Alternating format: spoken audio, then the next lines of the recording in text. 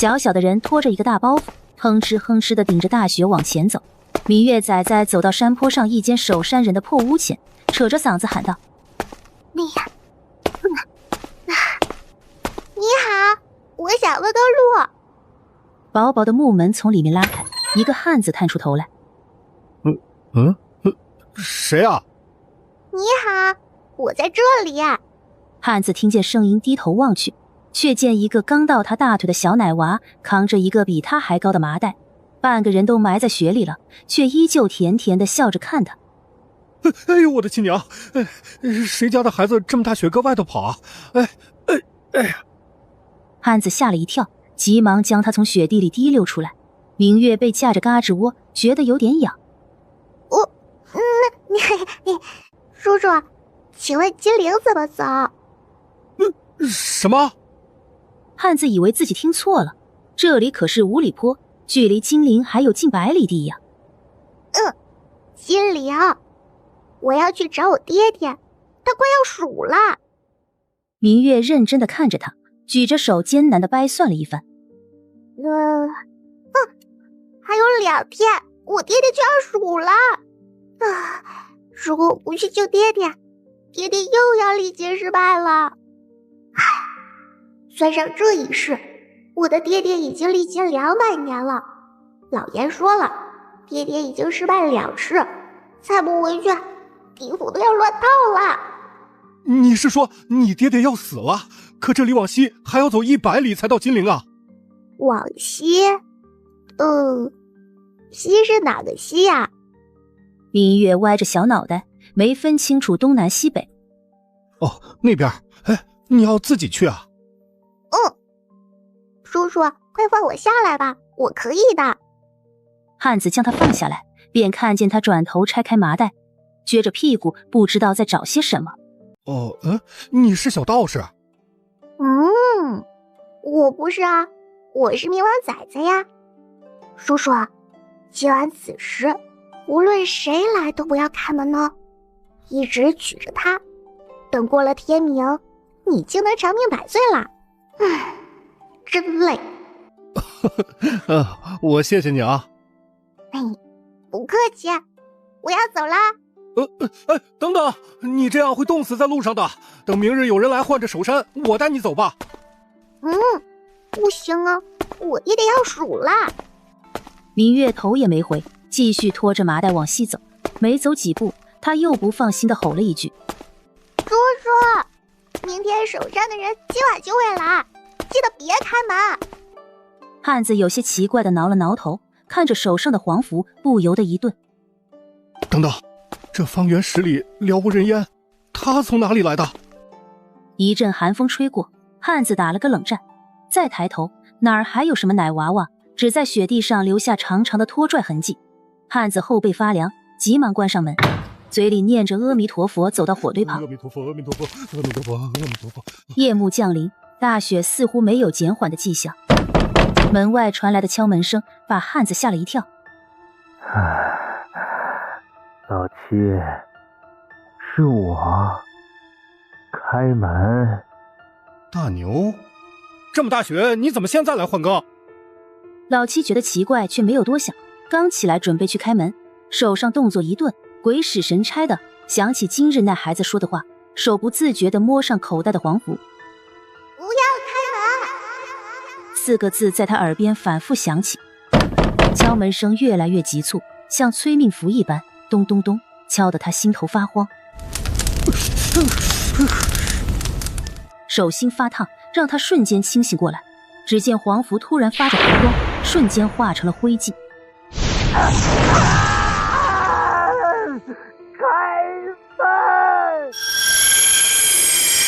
门外的声音变成凄厉的惨叫声，诡异的让人头皮发麻。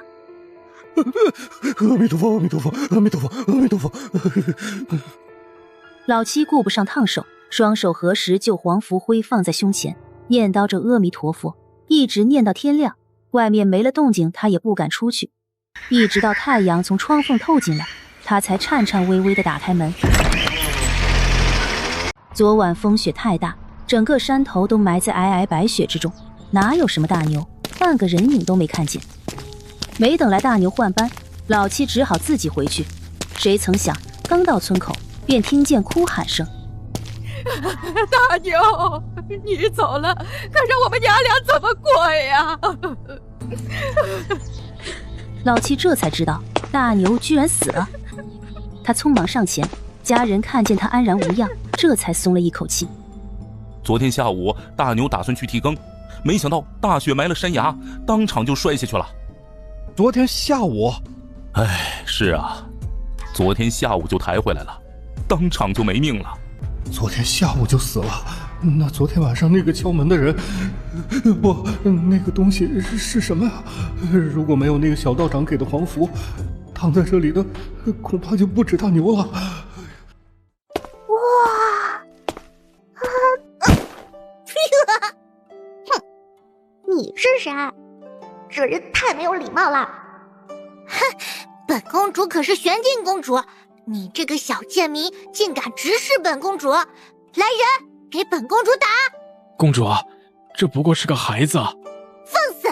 狗东西，竟敢忤逆本公主！小公主恼火的大喊一声，从马车里取出马鞭，然后便拎着裙摆走出来，一鞭子抽在侍卫脸上。就一下，侍卫俊朗的脸上顿时被打出血痕。明月仔仔愣怔片刻，麻溜地从地上爬起来。小公主不解气，还想再抽一下，不曾想这一下鞭子却被明月仔仔抓住了。放肆！放开本公主的鞭子！他试图将鞭子抽回来，可鞭子却被明月仔仔死死握住。明月仔仔一手叉腰，一手握着他的鞭子，小小的身体挡在侍卫面前。小姑娘，这位是皇室唯一的公主，千万不能伤了她呀。你是公主，那我是什么？老严说了，他爹爹的人间身份是皇帝的胞弟，他这个身份是目前皇室唯一的子嗣。所以这个是冒牌货。对，冒牌货，快窃行！明月从大包裹里抽出桃木剑，对着小公主猛地一拍。父王救我！小公主扭头就往城门方向逃跑。明月当然不会放过这个冒牌货，她一手扛着大包裹，一手拿着桃木剑，追着小公主狂奔而去。快保护公主！你们几个快到皇城报告禁军！明月追到一半，便看见一道黑气飘过，她站在原地嗅了嗅，小肚子咕的一声。饿了。明月仔仔顺着黑气寻去，最终停在了一座府邸门前，赫然写着晋王府3个大字。晋王，爹爹。明月仔仔大喜，难怪这里黑气这么重，他的爹爹可是丰都大帝转世。他吸了吸黑气，觉得肚子好像更饿了。门外的侍卫看见他，温声哄道：小姑娘，这里是晋王府，快走吧。我知道呀，我就是来找晋王的。明月仔仔点了点头，抬脚就往里走。侍卫忙上前拦住他，明月仔仔却像小鱼儿一般，嗖的一下就从侍卫脚边溜了进去。爹爹，仔仔来救你啦！黑气最重的屋子，肯定就是他爹爹待的地方。砰的一声推开房门，床榻上俊朗的男子安静地躺在那里，他脸色苍白，脸颊消瘦，眼看着出气多进气少，人快要没了。爹爹！明月趴在爹爹怀里，心满意足地吸食着他身上的黑气。管事带着人闯入时，便是看见这幅场景。王爷！管事差点整个人撅了过去，哪儿来的小妖怪，竟然吸食人气！快救王爷！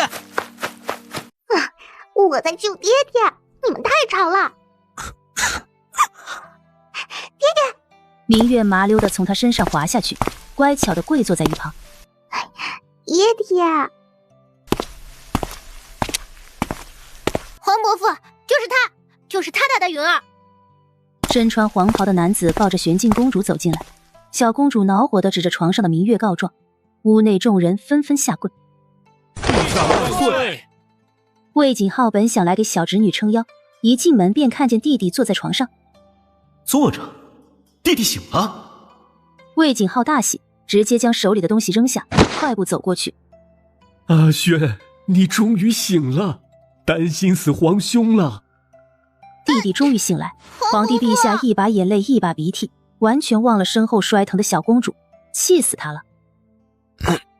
皇兄，魏景轩想坐起来，明月又将人按了回去。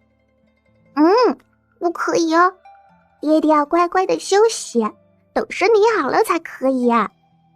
爹爹，阿轩，你瞒着弟媳养外室了？皇兄胡说什么呀？弟弟此生除了月儿，不可能再有别的女子了。好好好，是皇兄的错。来人，快请太医过来。生怕弟弟被气坏，魏景浩急忙上前给他顺气。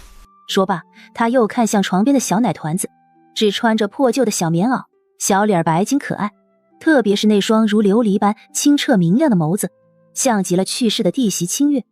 你，皇伯父好，我叫明月。刁民，不许你叫皇伯父。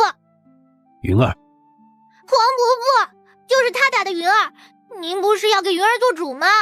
是你先打人，月月只是教育不乖的孩子。我是公主，教训太怎么了？你这个刁民快下来，别弄脏了我父王的床榻。玄静一边说一边伸手去拽明月，明月却像泥鳅一般，呲溜一下便翻到床榻的最里面。爹爹，月月没有撒谎。刁民，不许你喊我父王，不许骂人。你不乖哦。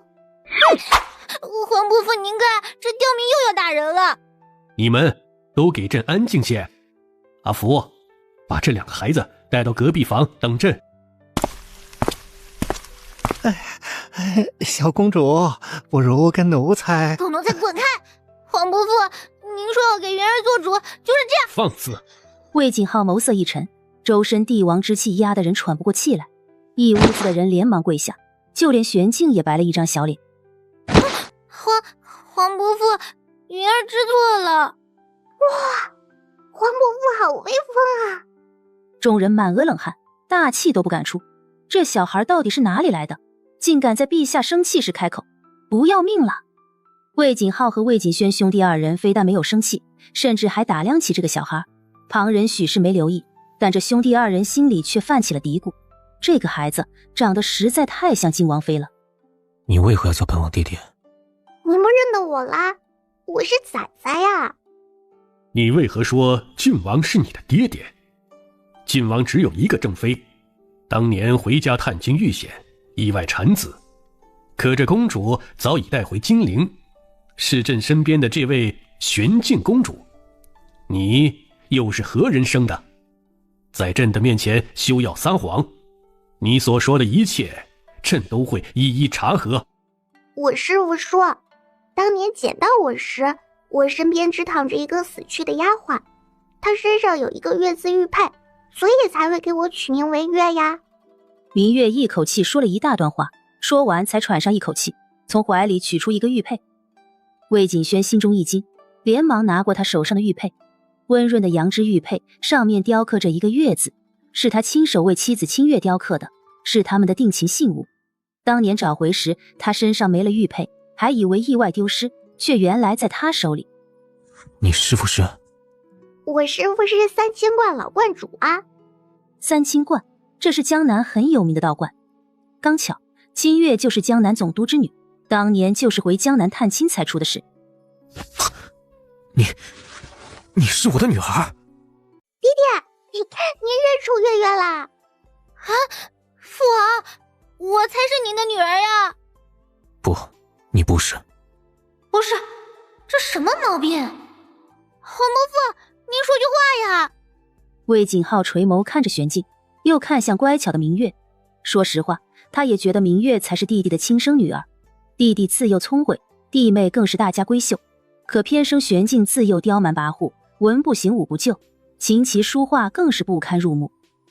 皇伯父，钦天监可说云儿是大晋的福星。钦天监说的是晋王之女。晋王之女是大晋的福星，那明月才是晋王的亲生女儿，岂不就是她才是福星喽？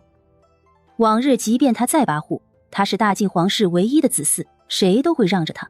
如今突然跑出一个小乞丐，说她才是晋王的女儿，简直荒唐。玄静恼怒地爬上床，伸手去拽明月。本公主要将你这个刁民五马分尸！放肆！这是本王的女儿，喜若。话还没说完，他便看见明月揪着玄静的衣领，用力一甩。哎呦，你不乖哦！看着女儿勇猛的样子，魏锦轩欣慰地笑了。这才是他的女儿，气度斐然，却不会显得嚣张跋扈。之前那个是什么玩意儿？魏锦轩身体不好，女儿2岁便养在皇后宫里，不到3岁便已经将刁民打死他这样的话放在嘴边，一直以来教而不善，文采方面更是一塌糊涂。皇后还时常说长大就好了。如果不是贴身丫鬟说皇后从未过分骄纵，魏锦轩都要怀疑是不是皇后故意养废自己的女儿了。如今看来，根本不是皇后的错，这分明就是养错崽了吗？父王，如果您不打死这个刁民，我就死给你看！你先起来！我不，我要这个刁民死！够了，在朕面前如此放肆，成何体统？还记得你是个公主吗？明月从床上下来，四下看了一眼，将桌布扯了下来。你这个刁民想做什么？救命啊！父王救我！够了，别自豪了，看你这样子，哪有一点公主的样子？你不乖，吵着我爹爹休养了。你放开我，我求求你了！不行哦，不乖的孩子要受到惩罚哟。将人拖到隔壁房间，他抬起小短腿踹开房门，将玄静扔了进去。你在这里反省一下。不要，这里好黑呀，放我出去！不可以哟。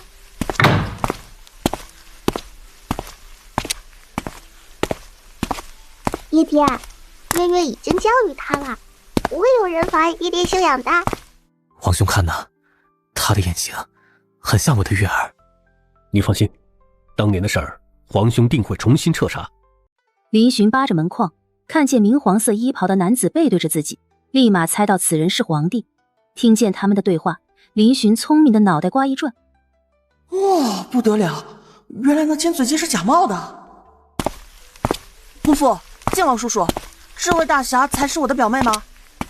哎呦，我的小公子啊！寻儿，你怎么来了？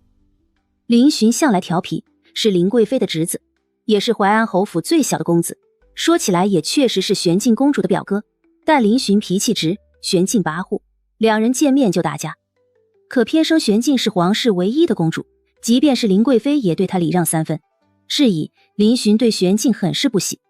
魏景浩对淮安侯甚是倚重，因而对林寻的无礼也没有太在意，他只是叮嘱道：这事儿朕还需要查证，你不可对外胡言。姑父，依我看，她这么善良，而且还这么厉害，一看就是靖王叔叔的女儿，根本就不用查了。当然呀，我就是爹爹的女儿呀。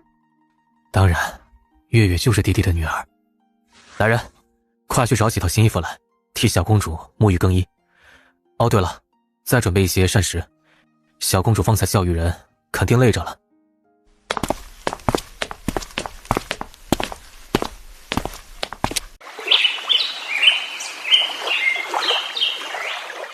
怎么，靖王的身体到底如何了？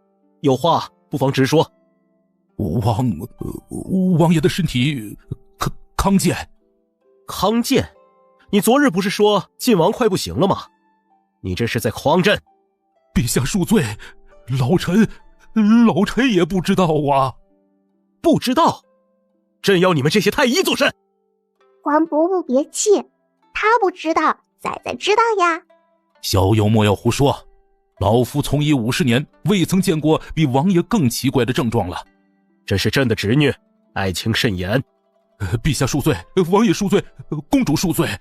老臣老眼昏花，没认出公主。老臣该死，老臣该死。哦，不知者不罪，来见过本王的亲生闺女。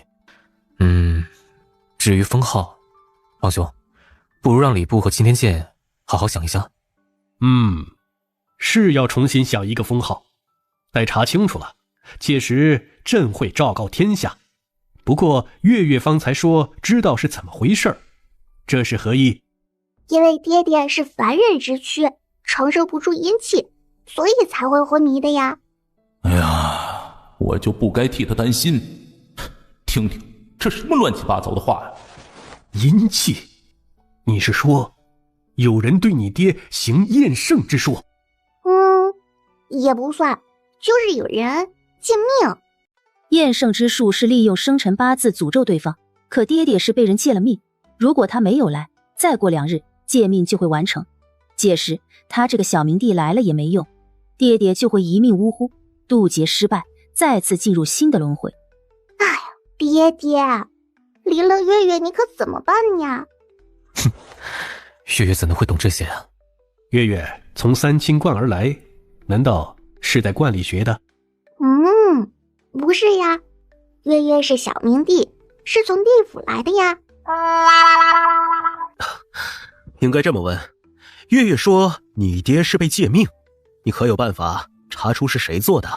陛下这是病急乱投医了，怎么还能相信这么荒唐的说法啊？陛下，不如把太医院其他太医都请来，尽快的诊断出王爷的病情，万不能拖延了王爷的病情啊！哼，这太医院还有谁的能力在你之上啊？老臣兴许只是见闻不够，太医院有意游医之后，他的父亲见多识广，说不定能见过一些奇难杂症呢。不是哦，老伯伯，爹爹是被借命了，找大夫没用呢。爹爹，你身体一直这么差吗？倒也不是，3年前你姑姑就是3年前开始的。姑姑？明月歪着脑袋琢磨片刻，从床上跳下去。他这么一跳，可把魏景浩吓了一跳，这孩子怎的这就跳下去？只见他撅着小屁屁扒开他的大袋子，不多时，他从袋子里扒出一个碗。等等，一个破碗？来，爹爹，放点血。不可，万万不可呀！王爷的身体现在虽然瞧着康健，但是病重多日，王爷的身体是很虚弱的，放血之后会让王爷的身体更加虚弱，万一……老伯伯，你好吵。爱卿若无别的事儿，就先出去吧。陛下，老臣请求陛下切勿轻信呐！本王相信我的女儿不会害我。来人，拿刀来。不用麻烦，爹爹伸手。魏锦轩听话的伸出手，只见明月一手拿着碗，一手抬到双目前，嘴里念念有词，空气中似是有什么东西浮动。只见明月用指尖划过魏锦轩的指尖，一阵刺痛过后，魏锦轩的指尖竟凭空被划破。魏锦轩等人大为震撼，一时间屏住呼吸，看着眼前的一幕，鲜血滴落在破碗之中，那个破旧的瓷碗顷刻间迸发出金光。天哪！金光散去，魏锦轩便看见金碗逐渐吸收了他的鲜血，紧接着金碗的碗底出现一个字东，随后便消失了，归于平静。金碗变回那个破旧的小碗，仿佛方才只是他们的错觉。这是月月，可是有什么问题？可恶，这破碗是怎么回事？表妹，这是什么呀？这是法器，可他之前不是这样的。你爹爹的血肯定会显示借命的凶手，可他现在没有。哼，可恶！这东是什么意思啊？就是窃命之人在东方。明月有些泄气，可这东有多远，谁又知道？老严跟他说，转世历劫不能带着法力和记忆，是以他爹爹失败了好多次。他一个2000岁的幼崽，替他爹爹掌管地府，可累坏了。老严劝他来人间救爹爹，可又要限制他的法力。他好不容易薅空老严的库房，谁知道这法器也随着他法力减弱，效果也大大减弱。哼，生气气！哼，我们月月这么厉害，一定有办法救爹爹的，对吧？当然，哼，不过是个破碗罢了。明月将破碗塞回大袋子，又继续撅着屁屁在袋子里掏东西。最终他掏出2个黄符，在魏景轩的床边一前一后贴上。这是这个可以切断借命阵法，东边只要有人突然陷入昏迷，定然就是借命之人。嘿，出鞘！远处阵法之中，一人猛地吐出一口黑血。师傅！唐木剑再回来时，剑端已经沾上了鲜血。饶是魏景浩这个皇帝，也对此事震惊不已。月月，是不是找到了？对的。可有难处？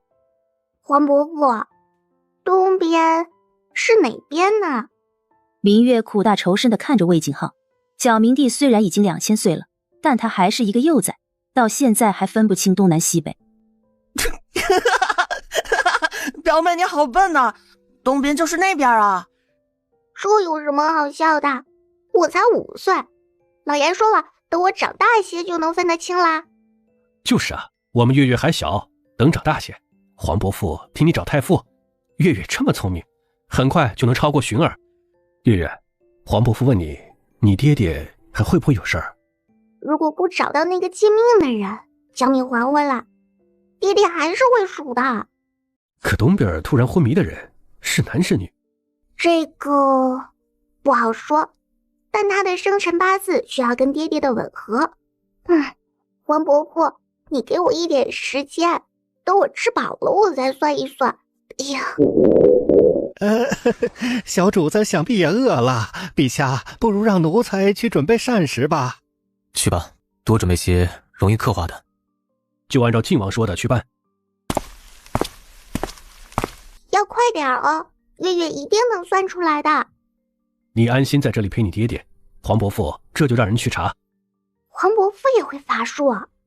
黄伯父不懂法术，但黄伯父是这个大晋的皇帝，月月是我大晋的公主，就让黄伯父来教你如何利用权力去达到目的。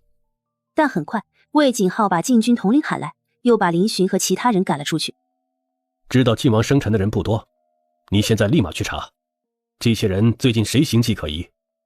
还有，从这里开始算，东边谁家有请医，特别是这3年里，谁病了，谁突然又好起来了，其生辰八字又与晋王一致，最近府上突然又秘密请医的，明日午时之前，务必全部查清，谁敢阻止，杀无赦。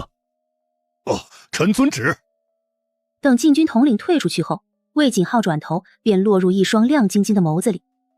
哇，黄伯父好帅呀！果然，这才是朕的侄女儿。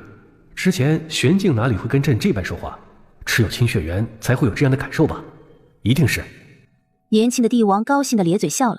晋王殿下看着皇兄这副模样，有些不太高兴的将女儿搂进怀里。皇兄，这是臣弟鱼儿的女儿。这也是朕唯一的侄女嘛。说来也怪，自从18年前太上皇失踪，大晋皇室无论是出嫁的公主，还是魏景浩这些小皇子，一直再无所出。魏景浩在母族的支持下，年幼登基，苦苦支撑着大晋朝。好不容易他长大了，广纳后宫。尴尬的是，不论皇后还是嫔妃宫女，一个都没有怀上的。以为是皇帝不行吧，找了多个太医，谁也查不出皇帝有什么问题。想到这里，魏景浩的脸色变冷了下去。哦，黄伯父，别生气啊，爹爹只是太在乎月月了，不是对黄伯父发脾气的。那怎么办？黄伯父也很在乎月月啊。亲了魏景浩一口，又亲了魏景轩一口，一人亲一下，都不白来哦。哼，哪来的小团子这么可爱啊？爹爹，月月是从地府来的。这时，要来照顾明月的宫女已到，禁军统领把人带进来，是2个10几岁的小宫女。奴婢夏荷见过陛下、王爷、小公主。这2个是你黄伯娘身边大宫女调教出来的，晋王府没有适合的侍女，暂时由他们2人照顾你。如果他们2人有什么不妥，你尽管说，我们再换，可好？其实月月可以自己照顾自己的。月月是爹爹的女儿，身边得有人伺候。当初云，他的身边呢，可是成群结队的跟着人。啊，还有侍卫，待爹爹休息好了，亲自给你挑选。侍卫？那我得自己挑。今天在城门那个不错，玄镜让人打我，他怕我说话，却被玄镜抽了一鞭子呢。什么？他让人打你，可打疼了？快让黄伯父看看！魏景浩没等魏锦轩动作，直接将人提溜起来。黄伯父莫急，月月可厉害了，他都没碰到我，我还打了他呢。这哪来的小公主，居然打了玄镜公主？玄镜公主已经够跋扈了，日后我们岂不是比伺候玄镜还要惨？两人将明月带下去梳洗，魏家兄弟瞬间变脸。皇兄，把月月调包的人绝对不能宽恕。当然，敢动我魏家血脉，死1万次都不为过。我回去就让人到三清观，若这观主与此事有关，我就拆了他。当然，若是无关，我从司库里拿银子，替他们祖师爷重塑金身。从晋王府出吧，毕竟是我的女儿。你这是什么话？你是我弟弟，她是我侄女，我出是应该的。两人突然就为谁出银子吵了起来。片刻后，兄弟二人对视一眼，扑哧一声笑了出来。当年父皇骤然失踪，满朝多少眼睛盯着，兄弟二人已经许久没有这般斗嘴了。当年若非我派你出京，弟妹她，是我对不住你们夫妻和月月。哥，我是大晋的王爷，保家卫国是我应该要做的事，月儿她也不会怪你的。你放心，既然知道有阴谋在，我会让暗卫亲去调查。至于云那个孩子，我会查清楚他的身份。虽说祸不及儿女，但他占了月月的身份5年，我不会再让他继续当这个公主的。如果与他无关，送走便是。否则，哥，他的身份先不要暴露，把人囚禁在我的晋王府吧。我醒了的消息也不要传出去，免得打草惊蛇。我明白，放心吧。哥，你不会又要哭吧？胡说，我是皇帝。走了，有消息告诉你。说罢，魏景浩耳尖红的滴血，匆匆离开了。谁会想到，朝堂上跺一脚能让朝臣抖3抖的皇帝，小时候竟是个小哭包。晋王府上下都被勒令闭嘴，而太医和林寻更是直接被扣在了晋王府。不给我回家，为什么呀？这臭小子，明明长得那么像林贵妃，怎的没学到半点礼仪？此事关系重大，你且安心在晋王府住下。你爹那边……太好了，给我回家！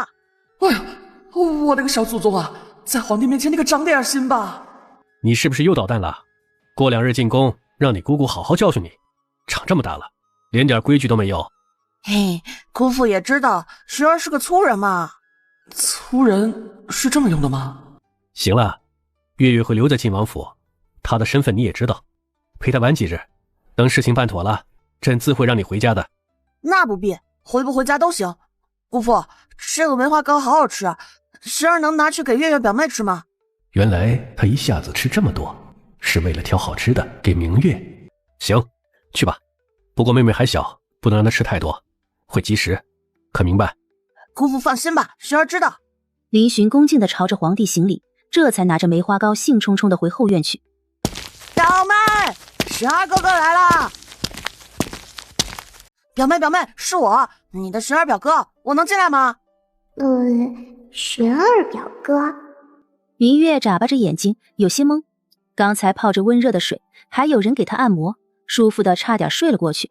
现在人还没清醒。嘿，小公主实在太可爱了吧！小公主，外面是淮安侯府的小公子林寻，他的姑母是林贵妃娘娘。好啊，可以进来的。春梅瞧着他穿戴整齐，这才去开门。刚打开门，林寻便呲溜一下从他腋下跑进去。月月表妹，快看，这是梅花糕，王府的厨娘做的最好的就是这个，你快来尝尝呀！好呀，好呀。梅花糕的味道很好，不像闻着那么甜，也不粘嘴巴。明月吃的眼睛都亮了。是吧？我没介绍错吧？小公主，厨娘在煮着腌菜粥，糕点虽好吃，但不好刻画，不如奴婢先帮您收起来。也好，收好哦，等我晚点吃。他不放心地叮嘱着，眼睛快粘在梅花糕上了。夏荷忍不住笑，点了点头。表妹，你好厉害，居然打了那尖嘴鸡，能不能教教我？打架是不好的，我只是教训他。那你教我怎么教训他好不好？那也不行，你打不过他。胡说，我爹可是大将军。你一看就是喜欢招猫逗狗，大事做不成，但坏事也不会做的人。表妹好厉害，居然一眼就看穿了我。那别人欺负我怎么办？被人欺负，打不过就跑，回来喊我给你报仇。真的吗？当然，你是我表哥，就是自己人，自己人要罩着自己人。哇，表妹你真好，那你以后就要罩着哥哥哦。身边的春梅和夏荷都有些无语了，要妹妹保护是什么值得高兴的事吗？他们小公主才多大，这林小公子平日不着调就算了，怎么还来祸害他们小公主？林寻眼珠子滴溜溜地转了转，把两个宫女支走，压低声音靠近明月。妹妹，哥哥有事想求你，可以吗？咋的啦？我有个兄弟，前段时间被尖嘴鸡害得掉水里了，到现在还在昏迷。妹妹，你能不能救救他？昏迷？什么时候呀？3天前。3天？莫不是与爹爹有关？走，抄家伙看看去。我不会飞。嘿，这里。堂堂小明帝，你要我钻狗洞？明月瞪大眼睛，不可置信地看着林寻撅着屁股，熟练地爬了出去。妹妹快点，不然要被发现了。明月看了眼四周，没人，呲溜一下跟着林寻爬了过去。走，跟我来。林寻带着明月穿街过巷，很快就来到太傅府门口。哟，林小公子，你怎么来了？今日怎么又来了？而且没带小厮，只带了一个小团子，而且还是不认识的小奶娃。小公子，你不会拐了哪家的小孩吧？胡说什么呢？这是我妹妹，我带她来看望阿琛的。今日不太方便呢，不如……有妖气！哥哥快走！此时东院内，明夫人江安如正焦急地站在一旁，看着人做法事。哎呀，夫人别担心，大师可是江南最有名的三清观道长，公子一定会没事的。妖怪咒！这小祖宗怎么来了？夫人小心，这哪来的小孩啊？快来人把人抓起来，莫要误了公子的法事。谁敢欺负我妹妹？林小公子，平日您怎么闹都行，但是今日事关我家公子的命，恕奴才得罪了。快来人啊，把林小公子请出去。嗨，你这没礼貌！江爷还没说话，你就叭叭个不停。我妹妹是来救阿琛的。林三，阿琛身体快不行了，大师说有妖物作祟，你莫要胡闹。妖物？妹妹，你怎么看？那妖物在此。你胡说什么呢？这是三清观的大师。远在金陵，谁会信明月一个小丫头？哼！明夫人，老道是专程过来替令公子驱邪，你这是何意？大师莫怪，这是我们家小公子的好友。林小公子，你要是害了我们家公子，淮安侯那边可说不过去啊。妹妹，胡说的是你，你这是在害人。老道也不跟这些小子置气，只是明夫人若信不过老道，那便无缘了。银子退还给夫人，我们走。他扭头看向小徒弟，小徒弟了然，立马开始收拾东西。江安如一听人家连银子都不要，定不是骗他的，急忙让奶嬷嬷上前阻挠。道长留步，这是我们家的不是，我愿再加100两，请道长务必救救我儿。来人，把林小公子和这位小小姐请出去。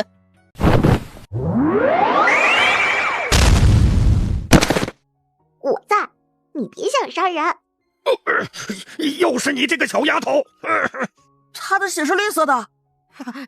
天哪，妖怪是妖怪！快保护夫人啊！快保护公子！整个东院乱糟糟的，大师眼看事情败露，也不装了，他转身扑在小徒弟身上，一张嘴便咬了下去。啊！你不乖啊！他让他现形，但没有让他咬人呀。明月掐诀冲了过去，吓得林寻尖叫：“妹妹小心！”其他人一阵心惊，这个小团子这么冲上去，能抵得住那妖怪几口啊？他们已然想到小团子被撕碎的下场，不曾想小团子这么直愣愣冲上去，小桃木剑不偏不倚地刺在大师的屁股上。所有人都愣住了，包括大师。明月刺上去，却发现桃木剑刺不穿。可恶！你这妖怪，快现形！他生气地反复刺上去，就在第3下时，像是刺破了什么无形的墙壁，一道黑气从大师的屁股冒了出来。慢慢快跑！曹芳臭屁了！又是你，又是你！他猛地一甩，将明月的桃木剑甩飞出去。他明明记得自己将他活埋了，他为何又会出现在这里？又来坏我好事，拿命来！快去救人！好多黑气呢！大师惊恐地瞪大双眸，身体不受控制地啪叽一下摔在地上。怎么回事？我的高气为什么会越来越少？别怕哟，很快结束的，不会疼。院子里终于恢复平静，众人害怕地伸长脖子望去，哪里还有什么大师？地上趴着的分明是一只黑熊。这是怎么回事？夫人，快请大夫！别装了！明月走上前，用桃木剑戳了戳他，黑熊还是一动不动。还装？妹妹小心点！明月摇了摇头，示意林寻站在自己身后。他又戳了戳黑熊，见他还是装死，顿时拧着眉头。你不乖哦。妹妹，哥哥别怕，他现在伤不了人呢。我问你，你来这里做什么？他们请我来的嘛，我就是想吸点阳气修炼。人家请你来是来救人，不是害人。院外闹哄哄的，是明太傅明浩洋回来了。一进院子就看见一头黑熊站在院子里，立马大喊：快救人！不，明伯伯别怕，我妹妹已经收服他了。林寻，快过来，莫要靠近，快去报巡防军。就在明浩洋吩咐之时，他便看见那头黑熊突然跪下，那头黑熊竟跪在小团子面前。见鬼了，他们竟然从一头黑熊身上看见了毕恭毕敬4个字。你想跟着我也行吗？但你要乖哦。紧接着他们便看见小团子从袖子里拿出一道符，嘴里念念有词说着些什么，那道符便化作一道红光进入黑熊的脑子里。多谢小主子。黑熊化人形了！妹妹，他怎么？他以后就是我的奴才啦。我让他将功补过，所以赐福让他能够维持人形。妖怪也能？世间万物皆有灵，他只要不作恶，修炼当然没问题啦。多谢小道长。我不是道长呀。明浩洋有些惊讶，又是符又是桃木剑，还能收服熊妖，竟不是道士。明伯伯，她是我妹妹。妹妹？淮安侯府何时有小小姐了？林寻突然想起魏景浩的话，心虚的躲在明月身后。明月想起黄伯父说保密的话，又打量着眼前人的面相。是个好人。哥哥，不是要救人？对，明伯伯，我妹妹特别厉害，我专门请她来救阿琛的。阿琛他杨院判来看过，说让准备身后事。院判他不行呢。我比较行。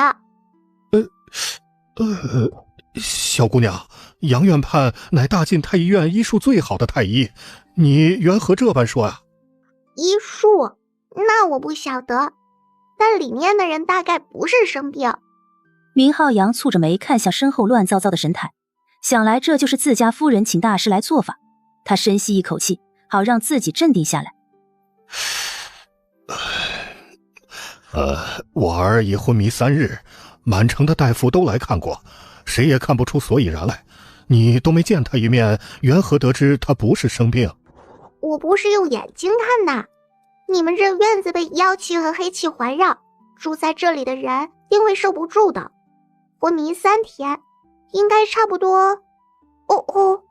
到地府报到了。小大师，我儿就拜托你了。厉害的表妹，我来啦！而此时，明月来到床边，看着被黑气环绕的床榻，下意识低头看着自己鼓鼓的肚子。表妹，怎么了？哎呀，太饱了！啊，你不是才吃了一点糕点吗？阿琛，你怎么变成这样了？只见明玉琛躺在那里，往日俊秀的脸如同枯槁，不说还以为是哪个行将就木的老人，谁会想到这竟然是个7、8岁的小少年。妹，快救救我兄弟啊！他是个很好的人。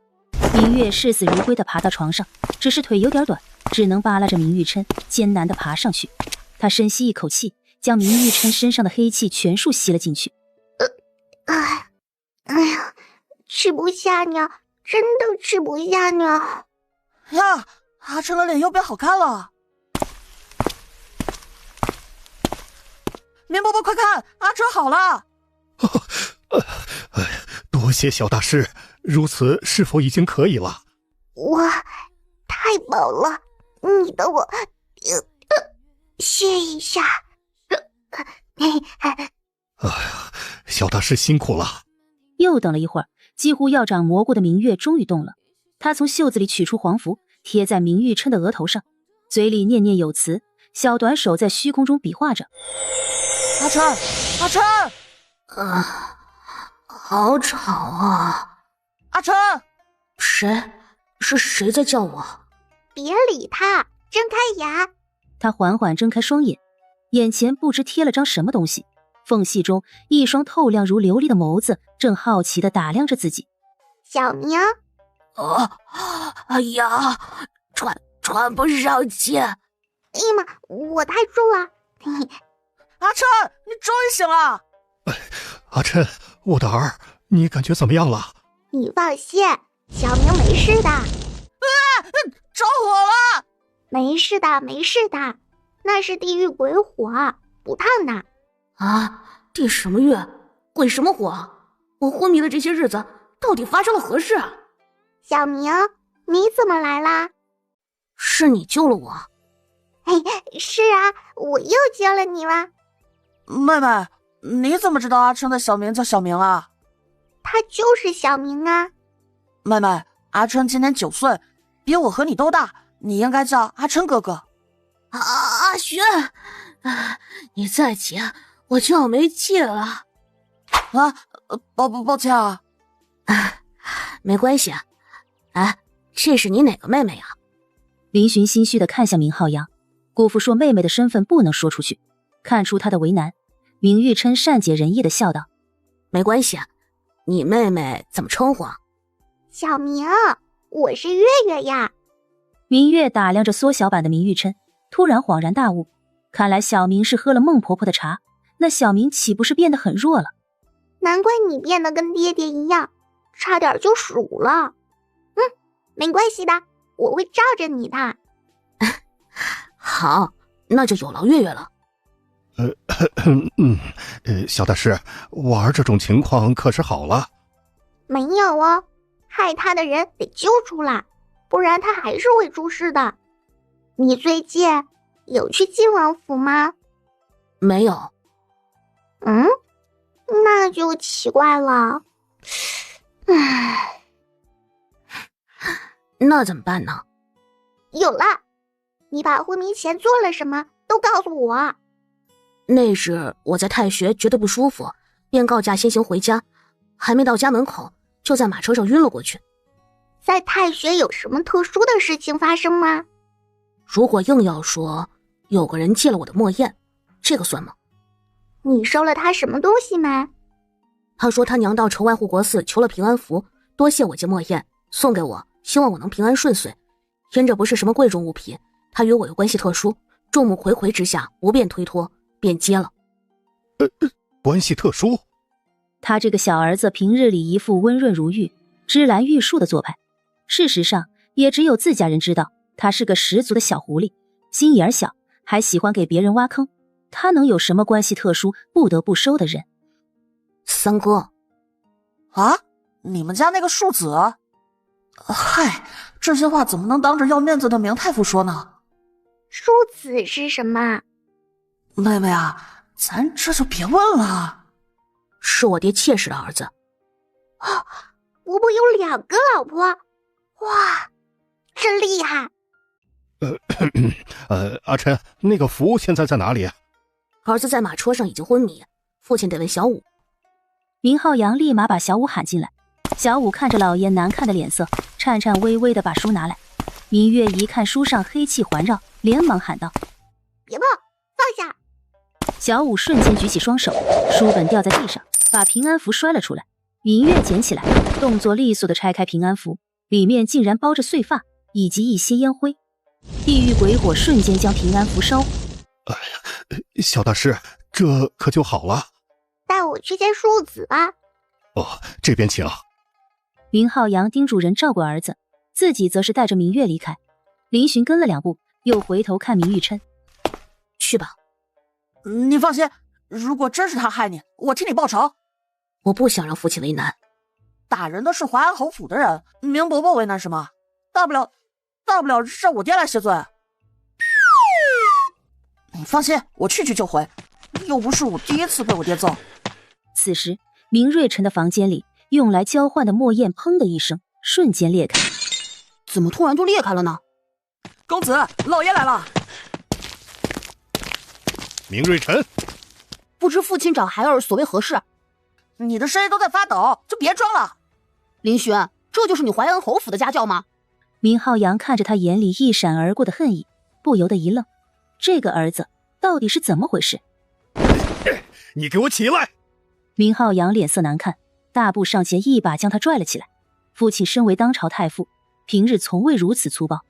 明瑞辰一个没留神，身后的墨砚便露了出来。看着裂开的墨砚，明浩洋突然想起明月烧掉的平安符。真的是你？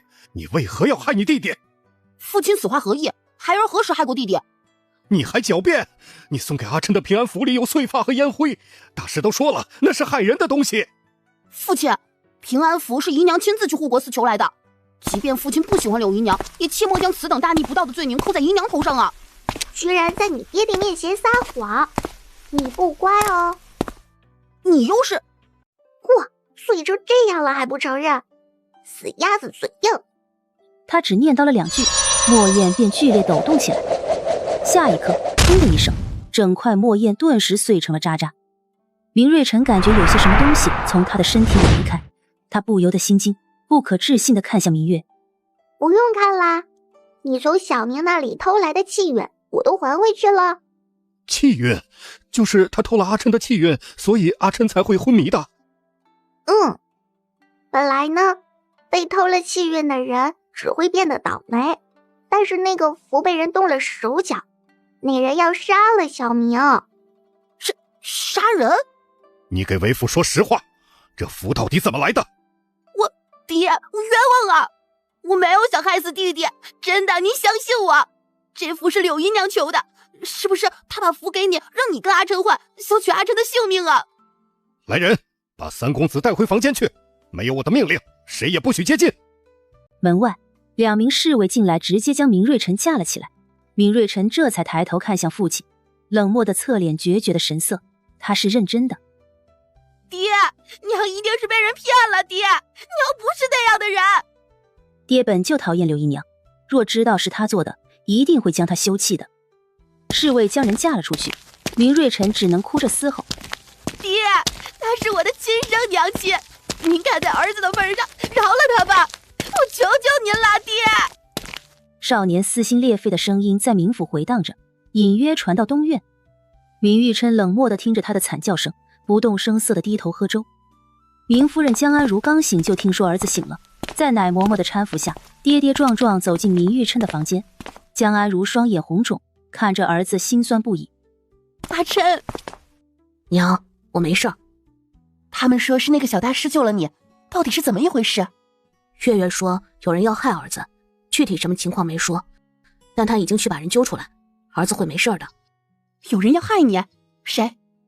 江安如心中一凝，耳边传来明瑞辰的惨叫声。是他？竟然是那个小贱人！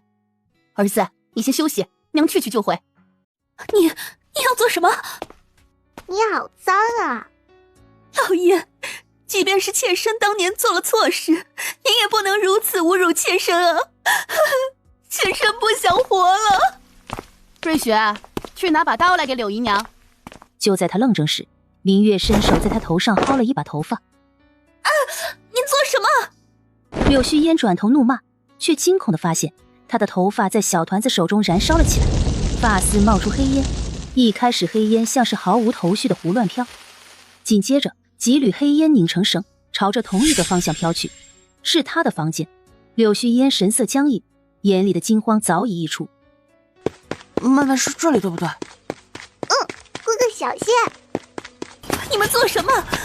没教养的小贱人，快出去！拦住他！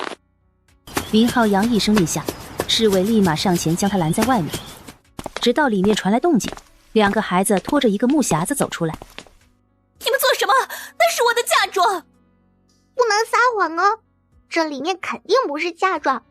说实话，我就饶了你。刘旭烟，我给你一次机会，这东西哪儿来的？你应该还想瑞辰在明家长大吧？东西是护国寺的和尚给的。护国寺？不能吧？江安如看着小大师，低声嘟囔：“这小大师可说了，里面不是好东西，护国寺居然还卖害人的东西。”我没见过那个和尚，他就问我是不是想儿子能金榜题名，然后用20两卖给我了。是假和尚？不知道。哇，爷爷你真厉害，说哭就哭，说不哭就不哭。柳絮烟看着他崇拜的眼神，一时间竟不知他到底是讽刺自己还是真的在夸自己。他别过脸，微微垂头，露出脆弱的脖颈。明大人，当初明父设计怀孕是明父的错，但小臣是您的亲生儿子，求您看在这个份上，把他留在明府，只要给口饭吃，明父愿意一人承担所有的罪责。你错啦，天道是公平的，平安符里的东西会害人性命，他拿走了小明的契约，惩罚就会落在他的头上，不是你一句承担就能承担的。可他什么都不知道啊！天道可不会管这些，因果循环，他成了因就要受这个恶果，你也一样哦。不可以，小大师，你一定有办法的，对吧？你救救我儿子吧！你要我的命，对不对？拿去，都拿去！求求你，求求你了！你真奇怪，我要你的命做什么？你说让他要你性命是何意？难道那假和尚给你平安符还有别的条件？你要把性命给他？他说平安符滴了我儿的血，写了对方的八字，只要对方愿意交换礼物以后，对方的气运就会转到我儿身上，让我儿得偿所愿。20两是买平安符的银子，而交换气运则是要我的命来还。你是不是疯了？这世间哪有什么以命交易的事情？那分明就是邪术。若非如此，明大人又怎会看我儿一眼？我虽对你不满，但对阿晨，我问心无愧。我最后问你一次，那个假和尚是谁？我不知道，反正见过3次，都是在护国寺。嘴硬没关系的，我来看看。明月取出一道符，地狱鬼火引燃符转，黑烟顺着柳絮烟的鼻尖进入他的体内。下一刻，柳絮烟便不受控制的开口：“他让我事成之后，每隔1个月就到护国寺去找他。上次我还看见承恩伯夫人去找他，我怎么就这么说出来了？难道是承恩伯夫人？咦，你认识？他的儿子和我大儿子是同窗，去年春闱，他以为自己儿子会拿3甲，嘲讽我儿身为太傅之子，未能拔得头筹。后来接榜，我儿入了3甲，后来殿试还被殿下钦点为探花。他儿子不仅落榜，前些日子据说还得了重病，我们2家关系便有些僵了。重病？对，听说这2日好些了，都能下床了。承恩伯夫人还到护国寺还愿。他家可是在晋王府的东边。是，就在东边过2条街。好呀，原来是这个坏蛋。哥哥，带路。啊，去哪儿？哼，去找什么伯夫人算账。好，跟我来。孩子反应太快，明浩洋完全没跟上。但程文博不是什么无名小卒，担心2个孩子闹出事，他他立马跟上。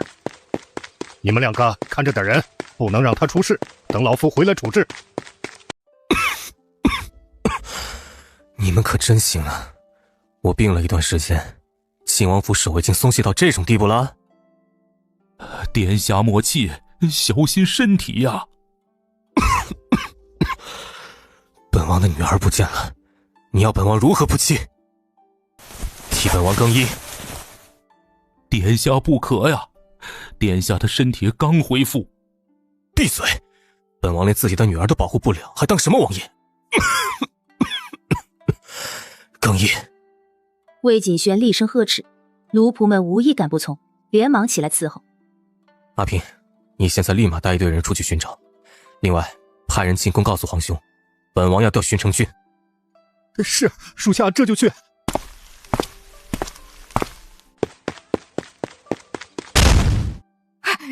你是何人？来人啊！救命啊！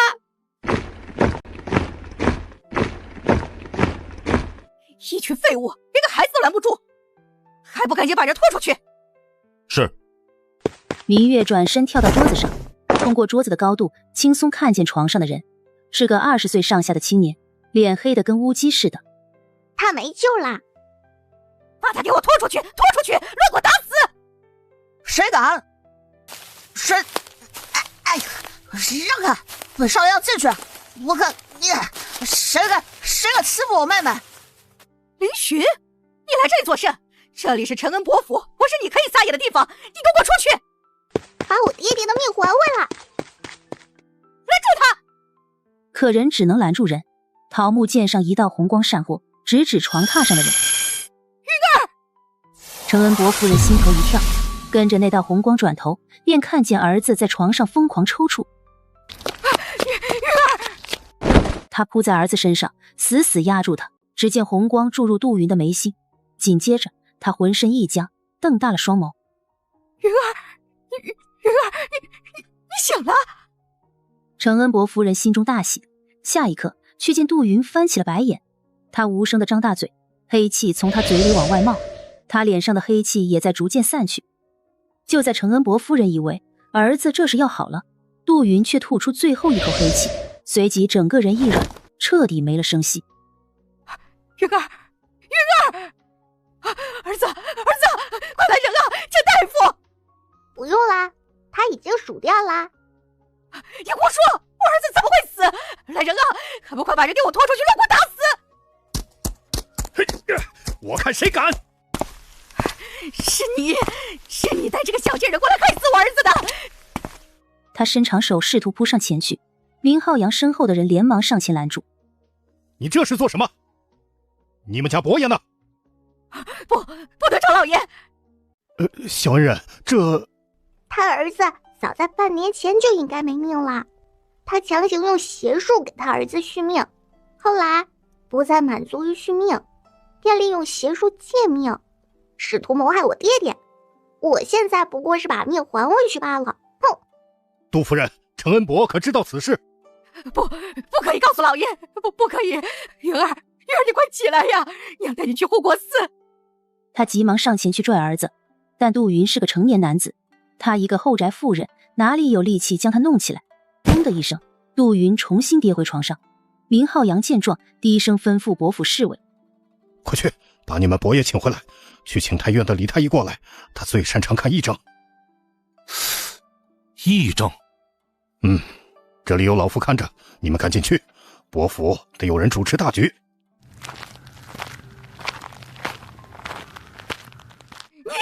都是你害的我儿子，你把我儿子命还回来！杜夫人节哀。都是你去死吧！他双目猩红，形如恶鬼，双手挠向明浩洋。明月一把拽着明浩洋，扑上去猛地用力，一脚将他踹飞。夫人！侍女们连忙上前，明浩洋大吃一惊，下意识接住明月。你小恩人，你这是……妹妹好厉害啊！程恩伯就在此时赶到，看着一地狼藉，又看着自家夫人躺在地上，脸色一沉。明王大人这是何意？私闯我伯府，还带人打伤我的夫人，你明家还有没有王法了？伯爷，你……老爷，杀了我的云儿！哼，你怎么还撒谎呢？死了！程恩博脸色大变，一把推开明浩洋走进去，只见杜云已经躺在床榻上，早已没了呼吸。他猛地揪住明浩洋的衣领。明浩洋，我虽与你阵剑相左，你大可冲我来，缘何要杀我儿？杜家，你冷静点，老夫来时杜云早已殒命，有什么等李太医来了再说。等？我儿死了，你让我等什么太医？明浩洋，我不过在昨日早朝参了你一本，你竟如此报复！我要上告陛下，让陛下替我杜家做主。不关明伯伯的事，是我取你儿子性命。杜家，你家夫人使用邪术之事，你可知晓？什么邪术？你不要杀了人就乱扯邪术。这人是你带来的吧？他亲口承认杀了我。你别冤枉人哦！我说的是取他性命，我可没有杀他。来人，把这个丫头给我绑起来，老夫要亲自带这个杀人凶手去见陛下。杜家，你夫人用邪术借命，如今不过是把命还回去，你莫要再冤枉人。你问问府里的侍女，杜云死时都有谁碰过她？什么借命？什么邪术？无稽之谈！你们说，当时都有谁在？杜家视线一一扫过眼前的人，侍女侍卫不约而同地低下头，谁也没敢回答他的话。你看，明大人，没人看见，除了我家夫人。哇，你好坏啊！杜家冷笑着后退几步，骤然变脸哭喊：哼，明大人，老夫与你斗争，你针对老夫便是，缘何要害我儿？我可怜的君儿啊！明浩洋还是头一回见如此无赖的人，话到了嘴边说不出来，反倒憋红了脸。紧接着便看见他让人请来的李太医走进院子，脸上满是惊诧的神色。得了，被误会了。明大人，这……李太医，快救救我云儿！李伯伯，快看陈恩伯，他可能疯了，他儿子病重，张嘴就说是我杀了他儿子。我一个小孩能做得了什么？李伯伯，快看看，他们是不是疯了？林勋，我要杀了你！快按住他，莫要让他伤人了。快，我替夫人行针。快去帮李太医控制住伯爷和伯爷夫人，莫要让他们失心疯伤了人。是。李太医，你劝和明浩洋狼狈为奸，要杀我一家，快来人，给我拿下他们！陈恩伯是武将世袭的爵位，杜家不会武，但武将养的侍卫自然也比明家这种文人世家更强。小明月拎着桃木剑跳出去，挡在林寻面前。撒谎的不是好孩子，你不乖哦。这小屁孩在说什么？给我上！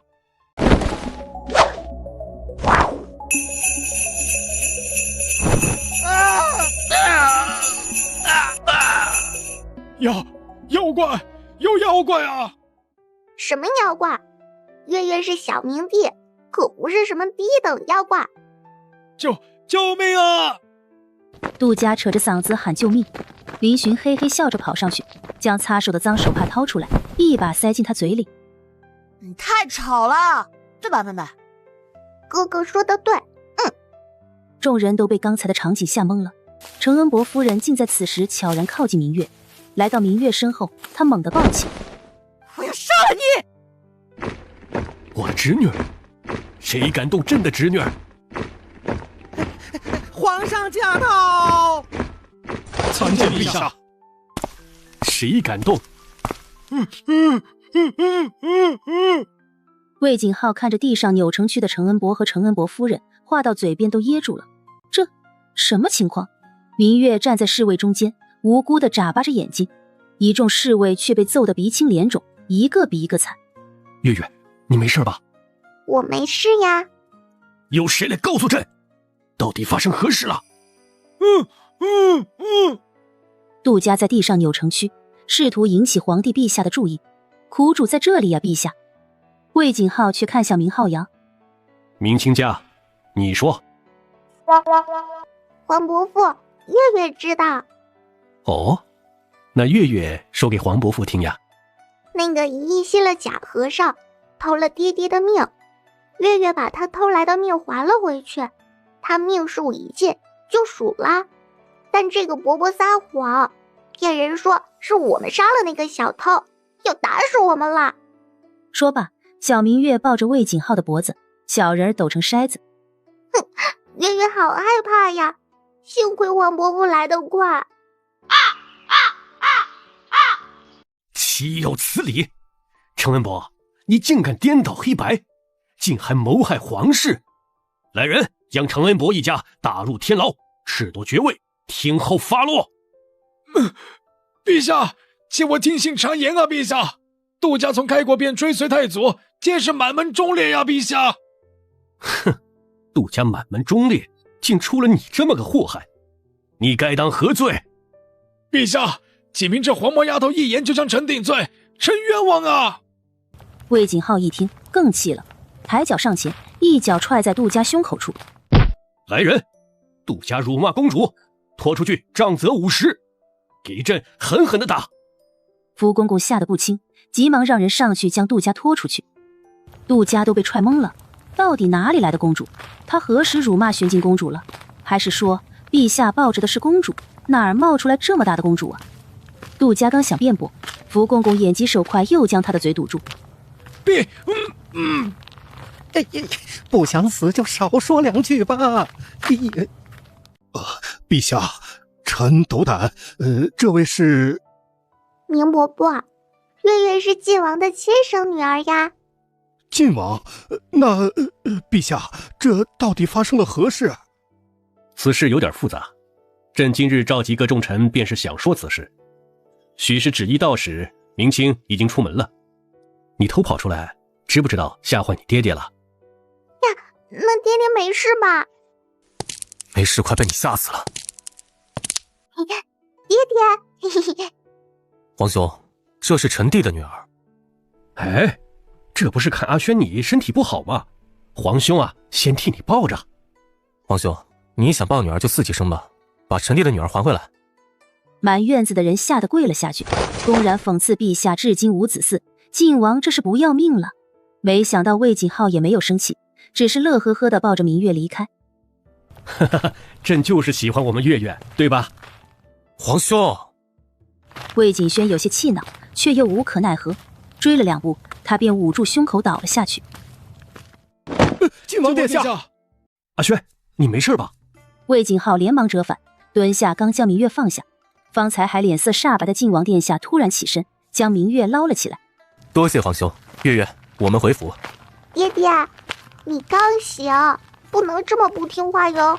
好，爹爹都听你的，回府休息。不行哦，月月要去抓假和尚。假和尚？禀王爷，小公主所言是杜家夫人在护国寺遇到的假和尚，使用邪术盗人性命。臣的儿子也是这般才会陷入昏迷。小公主捣毁此人的阴谋，此番定是前去护国寺一探究竟。对，一探究竟。好，爹爹陪你去。不行哦，爹爹说过要听话的。爹爹乖乖回家，等月儿抓了假和尚，给爹爹取回气运。对，阿轩，你听话回去，朕带着月月去就行了。说罢，魏景浩从弟弟手里抢回明月仔仔。魏景轩幽怨地看着自家皇兄。皇兄，那是臣弟的女儿。哎呀，朕知道，又不是不还你。阿福，快送晋王回府。魏景浩举起小侄女，大步向前。走喽，皇伯父带你去抓坏蛋。皇帝陛下脚下生风，迅速离开承恩伯府。晋王殿下只能哀怨地看着兄长离开的背影。伯父，等等时儿。王爷放心，陛下会照顾好小公主的。为了不让小公主担心，王爷还是跟老奴先行回府，让太医好生照看吧。本王被陛下气得胸口疼，传不撵吧。来人，传不撵。等不撵时，李太医还是尽职尽责地替晋王殿下号脉。李太医手一抖，前几日院判说晋王快死了，今日怎的突然醒了？脉搏还如此强。殿下身体只是有些虚弱，好生调理一些时日，定能恢复无虞。日后你身边还是得跟几个护卫，哪个不长眼的冲撞了你，你就让护卫揍他们，自己别动手啊，小心脏了手。好。林群，姑父，哼，你也知道害怕了。朕问你，你带着月月是从哪里出去的？晋王府守卫森严，2个孩子绝对不是从门口走出去的。但院墙那么高，他们又如何翻墙出去？林寻讨好的笑容僵在脸上，瞬间不敢开口。看着他嫌少的怂样，魏景浩察觉到不对劲，说。他厉声斥责，吓得林寻哇一声哭了出来。明月不忍心看他被斥责，轻轻扯了扯魏景浩的衣袖。黄伯父，别生气了，是月月要出去的，哥哥只是帮月月而已。您要罚就罚月月，不要罚哥哥，好不好？哎，月月，下次可不能这么一声不吭的跑了。黄伯父和你爹爹魂都被吓没了。月月知道了，以后再也不会让爹爹和黄伯父担心的了。所以你们是怎么偷跑出去的？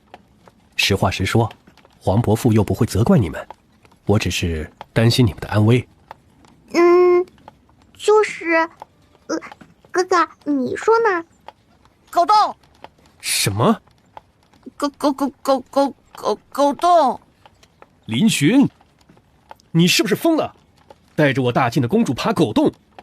你还知不知道你自己是侯府的公子，是我大晋贵妃的侄子？姑父，我错了。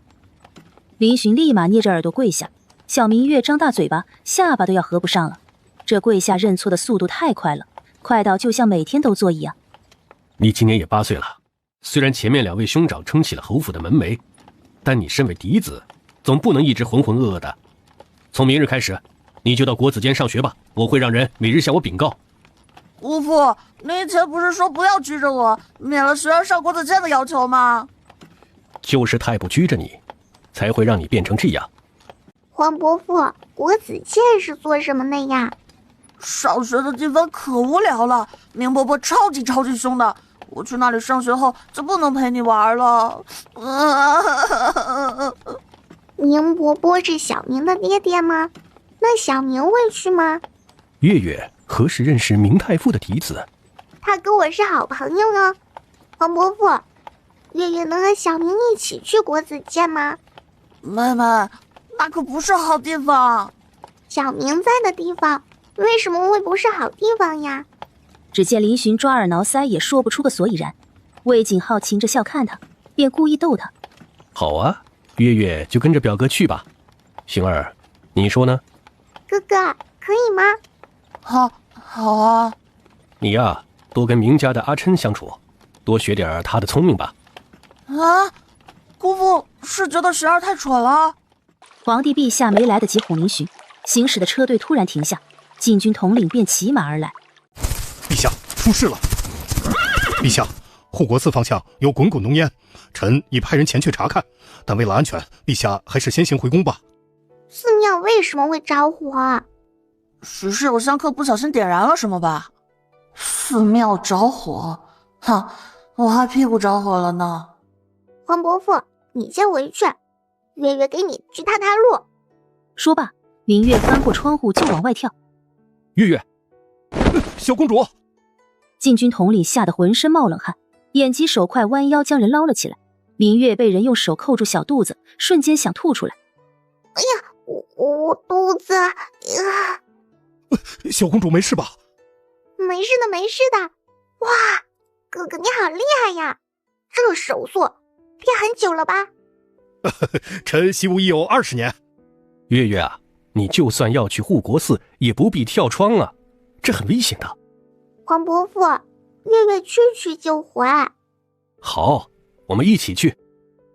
陛下，朕的侄女儿都不怕，朕如何能退缩？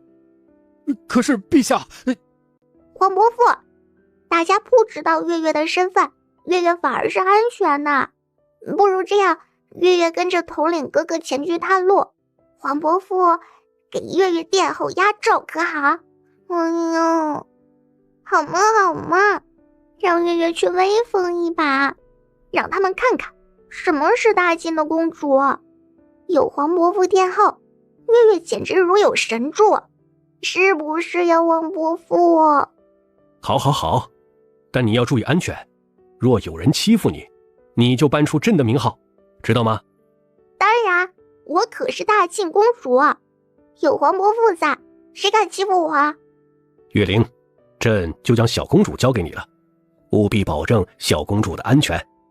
请陛下放心，臣誓死护卫公主安危。也不用死啦。小明月挠头，月灵带着他骑马前去，只带了2个亲信，其他禁军都留在后方保护陛下。林寻想跟着去，却被皇帝陛下直接摁下了。小公主这是要去哪儿？只见明月将身上的小桃木剑取下，咬破指尖猛地一甩，一滴鲜血竟漂浮在空中。他那双小短手翻飞，掐诀的速度快到他眼花。顷刻间，红光乍现，直冲云霄。大冬天的，山顶上竟下起了倾盆大雨，瞬间将大火熄灭。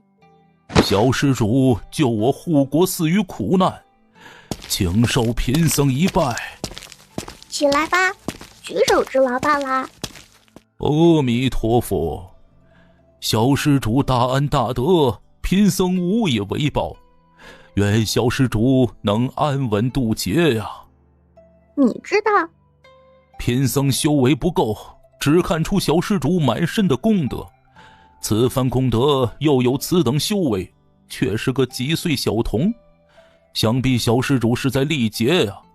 贫僧无能，只能替小施主念经749日，愿小施主能渡劫成功。啊，难不成小公主是什么大善人转世，还是那个神仙下凡历劫？大晋18年无子嗣，就得了这么个小公主，看来小公主是下凡来救大晋的吧？哦，你替我爹爹念经吗？渡劫的是我爹爹。敢问小施主的父亲是？我爹爹今世的身份是晋王。竟然是……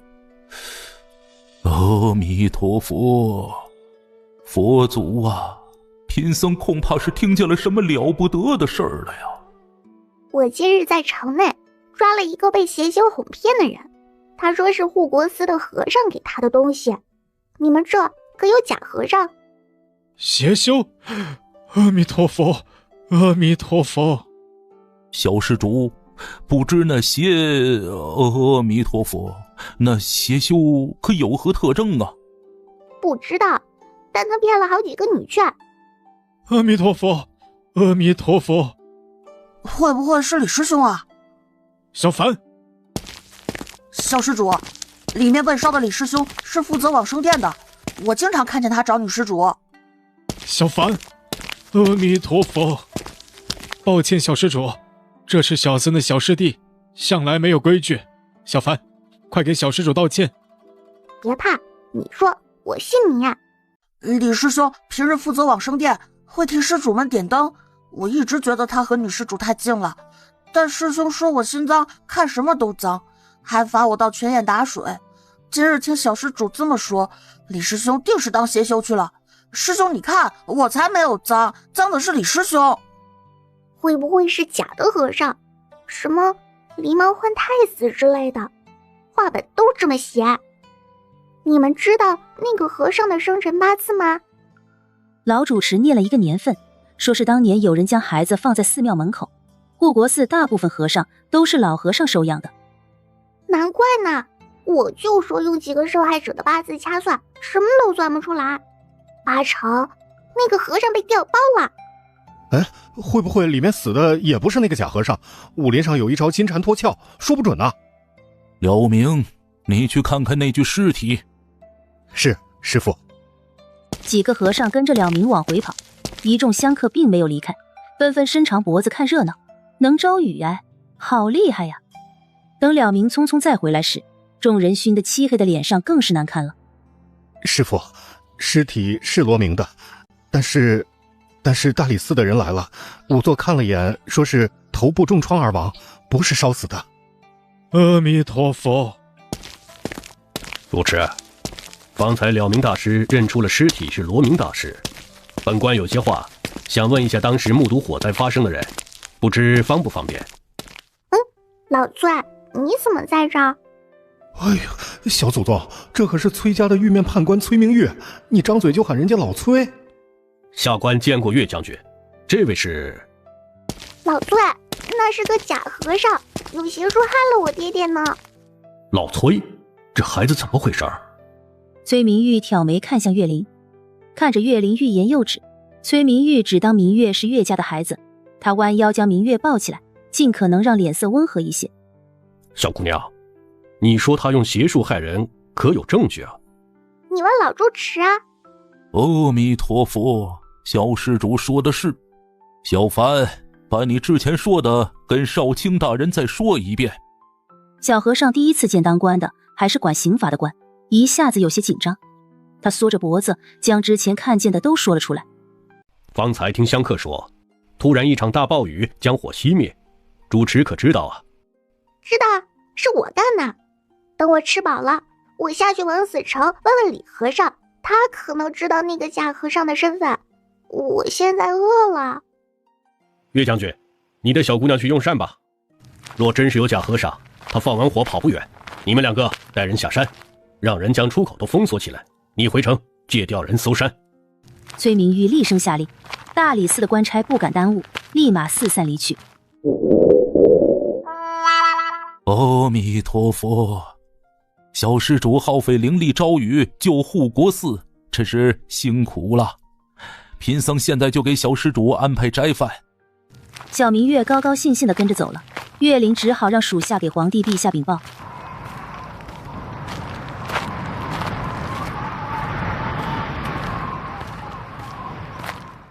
小施主，方才那招雨好厉害，能教教我吗？你不行哦。为什么？难道因为我没有慧根？你没有修为，学不了的。月月可不会歧视没有头发的人呢。你如果害怕别人歧视你没有头发，我推荐你使用假发。哦，对了，武大有没有假发呢？我说的是慧根，不是头发。慧根是什么根啊？慧根就是我也不晓得，我可能要问问我师兄。统领，陛下说要来陪小公主用膳。岳林想亲自前去，可小公主还撅着屁屁跟小和尚聊什么是慧根。明月察觉她的情绪波动，抬头便看见她一脸便秘的样子。统领哥哥，如果你想去上茅房，可以现在去，有小和尚陪我呢。小公主，陛下要来陪小公主用膳，下官需要去准备一番，不如您随下官前去。那你去吧，这么多人呢，我很安全的，而且还有小和尚在，对吧？对，有我在呢。小和尚点着头，示意他可以走了。岳林扫视一圈，叮嘱两名下属盯紧了，随后他便立马动身。哎呀，我好饿呀！你是谁啊？翠竹，告诉他。哼，我们小姐是新科状元之女，程恩伯的外甥女，徐云归小姐。程恩伯，好耳熟啊！哼，伯爷的名字岂是你能听说的？这点斋菜就吃得狼吞虎咽的，简直丢了家里的脸面。你说话好难听啊！翠竹，我们可不能戳别人的伤心处，道歉。是，小姐。抱歉，小姑娘，我们小姐心善，这是赏你的了，拿去买点糖吧。你知不知道这样很没有礼貌？我家小姐是新科状元之女，又怎是你这种人能媲美的？我家小姐见你吃不饱，这才会施舍你，你竟如此恩将仇报。翠竹蹙着眉，上下打量明月，神色间满是嫌弃之色。站在身后的禁军试图阻止，却被明月一个眼神拦了下来。翠竹，不得无礼，这位小姑娘只是年纪小，还不懂银子的作用。哎呀，不过是个食不果腹的可怜人。我们……小明月大步跨过去，一把捏住他的嘴。你这嘴不会说话就别说，叭叭叭的，吵死人了。明月捏着他的嘴，转头看见还没吃完的大白馒头，秀气的眉头拧成结。你不乖哦，不知道农民伯伯很辛苦吗？小明月拿起大馒头，一把塞进徐云归的嘴里。小姐，你这是做什么？你也不乖哦，长这么大欺负小孩，不知羞。明月四处张望，没找到趁手的工具，于是便一手劈在翠竹的腿上。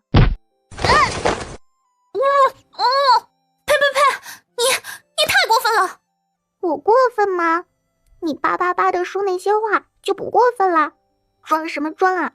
有几个臭钱钱了不起？大方点儿，给金子呀！小明月从怀里掏了一锭金子，直接扔到他怀里。哼，看我人多好！你给几个铜板，我给你金子。你满身铜臭！钱才不臭呢，都是香香的。你的钱臭是因为你臭。你欺人太甚！啊，这就欺负你啦？我是在教育你，教育，懂不懂？你看看你这么大的人，吃的满地都是馒头，真浪费，捡起来吃干净。哎呀，天哪，这是怎么了？表少爷，救命啊！你也是不乖哦。这里是护国寺，你怎能在寺庙里伤人？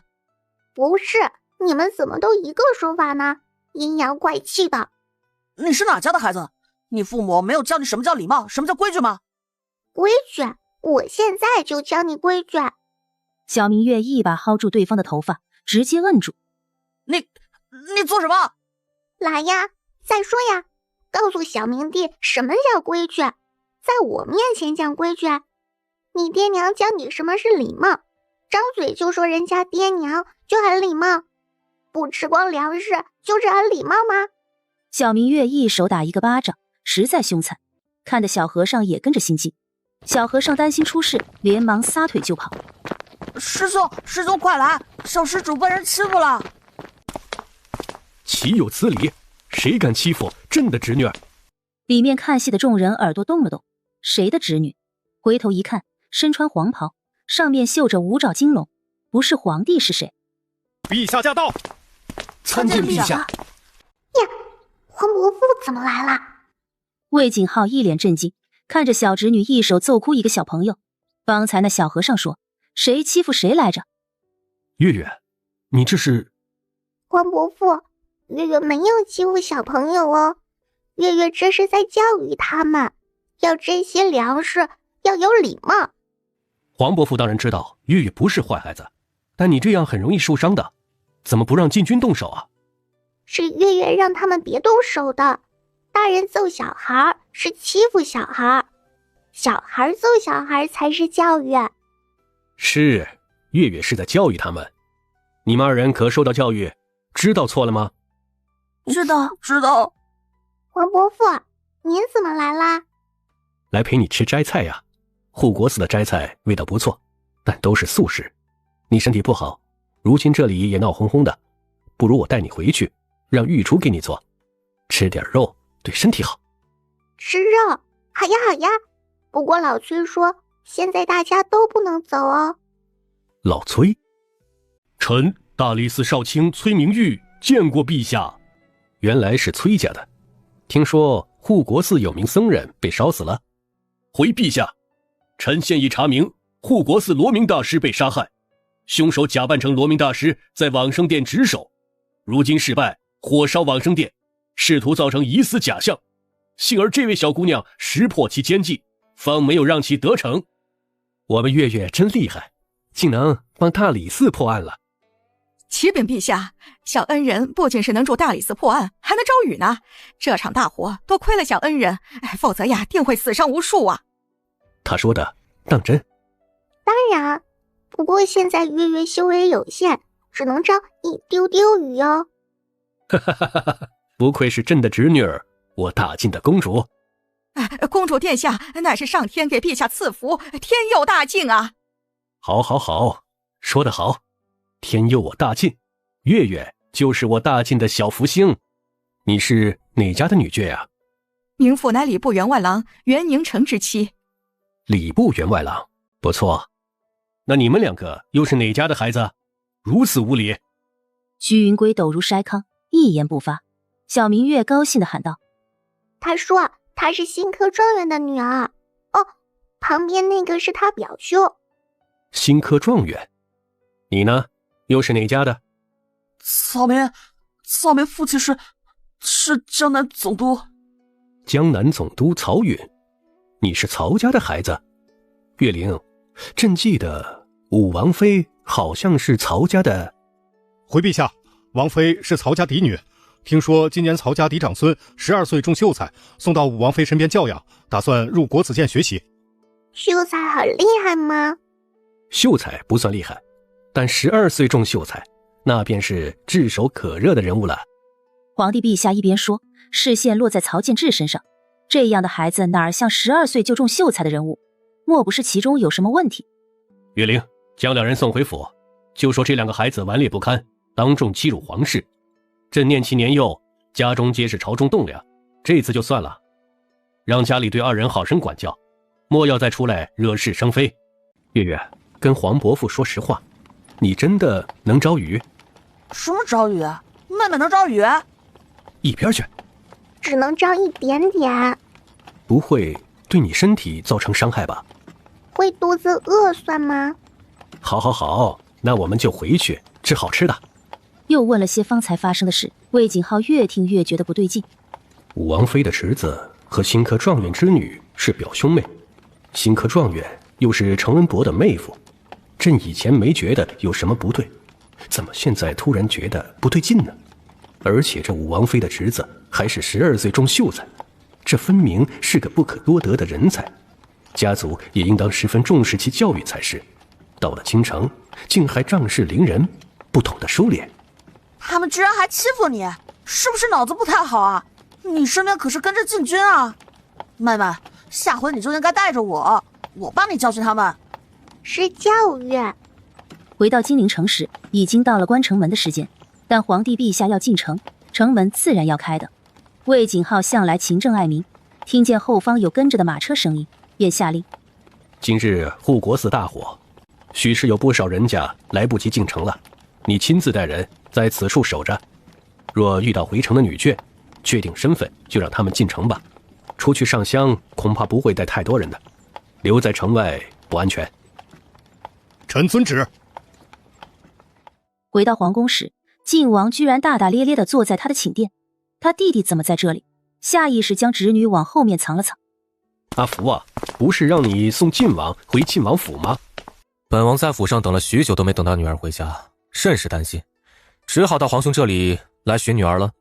爹爹，用膳了吗？月好饿哦。快上晚膳，别饿着公主了。皇兄怎么不将雪儿送回去啊？晋王叔，雪儿才刚来你就赶雪儿走了。哦，是月月想让雪儿哥哥作陪的，对吧？对。用膳时，小明月左手是皇帝，右手是晋王殿下，面前的小碗已经堆成山。吃不下你啊！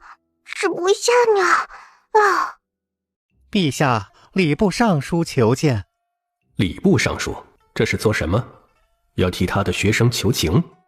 宣。皇兄，发生何事了？魏景浩将今日护国寺发生的事告诉他，并告诉他是自己让礼部尚书去查新科状元。没想到这近年来新科状元写的诗风格大多不一，甚至就连月初参加武王妃给他准备的接风宴所写的文章，风格与电视上也完全不一致。你说人怎会在短时间内文章诗词上有如此大的变化？反正朕是不信的。这也是礼部尚书专程来禀告陛下的原因。如果这位新科状元真的是名过其实，那么就说明殿试出了问题。魏景浩是个有真材实料的皇帝，这位新科状元殿试绝对是有实力才会被皇帝钦点。那么唯一的问题就出自试题泄露上。试题是皇帝与礼部尚书诸位朝中重臣商议后定下来的，武王爷作为有实权的皇亲，自然也在其中。这么一核算，问题很可能就出在武王爷身上。陈瑞峰可不敢随便编排皇亲，连忙来上报皇帝。武帝，你先别急，兴许只是我太敏感了些。陈瑞峰，你去找崔职员，查一下曹家礼部侍郎与程文博之间的往来，速度务必要快，要谨慎些。如果查到些敏感的，来不及上报，就以崔职员的指派为准，可明白？臣遵旨。等等，礼部可有个礼部员外郎叫袁宁成的？回陛下，袁宁成是明太傅的师弟，是个做实事的老实人。他若真的能做事，这次把他喊上，盯着点。是，臣明白。等陈瑞峰出去后，小明月双眼亮晶晶地看着黄伯父。怎么样，黄伯父是不是很厉害？特别帅。黄伯父，月月又算了一下，那个阴阳五的人，他一定不是什么秀才。我觉得你们搞错了。哦，月月为何这么说？他的面相注定碌碌无为。玄儿哥哥说，12岁中秀才，是个小名其名的神童。让我看他那面相，哼，小有名气都难。我还以为我算错了。若是如此，那就真要好好查一查这个礼部侍郎了。我就说这样的人家怎么可能有能力坐在礼部侍郎的位置？陛下，今晚可要去皇后娘娘那里见见玄静公主。皇后娘娘宫里来人说她一直在闹。走吧。魏景浩头疼地捏着前额，抬脚走了出去，看看他到底能闹出什么花来。魏景浩还没到皇后宫里，远远便听见鬼哭狼嚎。等等，阿福，你可听见什么了？陛下，许是玄静公主想念陛下了。魏景浩想，他现在掉头回宫还来得及吗？显然来不及。皇后身边的大宫女早已等候，远远看见皇帝的步辇，以极快的速度闪现。奴婢参见陛下。你怎的在外面，不在宫里伺候着？陛下，皇后娘娘甚是思念陛下，特命奴婢在此等候，恭迎圣驾。带路吧。皇帝陛下心死了，越靠近，玄静公主魏云的哭声就越大。魏景浩捏着眉心走下步辇，太监们高声喊：陛下驾到！黄伯父，你不疼云儿了？紧接着，一个小炮弹从里面冲出来，砰的一下砸在皇帝腿上，差点把皇帝陛下砸跪下了。放肆！陛下，臣妾见过陛下，陛下是来跟小公主解释的，对吧？她这么小，能知道些什么？陛下，小公主已经5岁了，平日顽劣不堪，不服管教也就罢了，若再不懂点事儿，万一日后出了什么状况，您说呢？皇后所言极是，是朕忽略了。魏云见他们二人完全忽视自己，尤为恼怒，他拽着魏景浩的衣摆晃了又晃。魏云，黄伯父，进去说吧。魏景浩把人带进去，让福公公亲自在门外守着。我不明白，我不就是爹爹的女儿吗？我出生时就是啊。我们得知当年是有人故意调换，而你的亲生父母是谁尚未可知，但朕会继续查。若此事与你父母无关，朕会将你送回亲生父母身边。若你父母就是那罪魁，那么你也难逃罪责。他们说我是大晋唯一的公主，都是我的。这话是谁跟云儿说的？云儿不知道。糟糕，这可不能说出去。魏景浩眯起双眸，看来眼前这个假公主也并非毫不知情。可后来无论他们二人如何问，魏云就是什么都不肯说，甚至倒头直接晕了过去。陛下，这可怎么办啊？崔职员在查这个案子，把人交给他吧。他那个在大理寺当值的儿子，我近日见过，是个不错的小子。陛下做主便是。皇后不觉得朕冷血？若他真的知情，小小年纪便如此恶毒，陛下对他再狠也不为过。小公主因他流落在外，受的苦难恐怕比他被崔职员审问还要多。我的梨儿就是好，只有你最懂我的心思啊。陛下可别整这套了，把这丫头扔给臣妾这么久，劳心劳力，还落得个管教不严的名声。小公主找回来了，陛下也不带小公主来见见臣妾，就知道把那丫头塞到臣妾这里。她哭了整整1天，哎呦，臣妾这脑袋呀！前些日子珍宝坊做了几套头面，我瞧着呀，也就梨儿最适合了。我让阿福给梨儿送来。他侧头盯着秦理，瞧见他嘴角的笑意，这才松了一口气。宫里的主子感情好，宫女太监们也跟着过好日子。假公主被连夜送走，终于耳根清净了。可崔家那头就惨喽。崔职员看着哇哇哭的假公主，只觉得头疼。爹，陛下这是真的让您审，还是说只是做个样子？今日你弟弟传话来说陛下在护国寺抱着个小女孩，那可是跟心尖上的宠啊，而且那孩子跟已故的晋王妃极为相似，恐怕这次陛下是认定了那个孩子才是真正晋王的女儿啊。动手吧。刑狱官审问犯人因人而异，但绝不会放过任何一个线索。等他审问完，魏云早已吓得真的晕了过去，大儿子拿着奏折，头更疼了。爹，这件事儿不简单呢。弑君之路，担君之忧，你我只需把事实真相呈上，其他的就一概由陛下决断吧。武王妃，回陛下，魏云所供述的是，往日武王妃陪他玩耍时，总会跟魏云说，这皇宫就他一个孩子，日后一切都是他的，不会有别的孩子了。孩子年幼，但都记了下来。你审问魏云一事没有泄露出去吧？没有，一切依据陛下所言，秘密进行，只有臣和自己的儿子知道此事。好，此事继续隐瞒。礼部那边正在查科举舞弊一事，你就当这事儿与科举有关，彻查礼部侍郎和武王妃之间的关系，特别是新科状元以及曹家那个小儿子，如果没有头绪，就从那个小儿子下手。臣可以知道为何陛下会这么笃定曹家小儿子有问题？是朕的小侄女儿算出来的。算出来的？这就是你不懂了吧？回去问问你们家小儿子，他亲眼所见朕的小侄女能控火招雨。什么东西？没见识，去查吧。我们家侄女说，曹家小儿子是碌碌无为之相，不可能年纪轻轻就高中秀才。虽然此事很荒唐，但本身陛下对礼部侍郎起疑的理由也很荒唐。事实证明，陛下这些荒唐的想法是正确的。崔知远连忙退了出去。这里是不是雪儿表哥家？对的，小主子如何得知？因为这里全是功德之光，还有点亲切，跟雪儿表哥是一样的。明月仔仔迈着小短腿爬上台阶，到门边砰砰砰的敲门。来了，请问是哪位啊？是我呀，明月，我来找雪儿表哥。小厮认得他，昨日和晋王一起送自家小公子回府的那位。是小贵人啊，您这么早来找我家公子，可有什么事啊？我来找哥哥上学呀。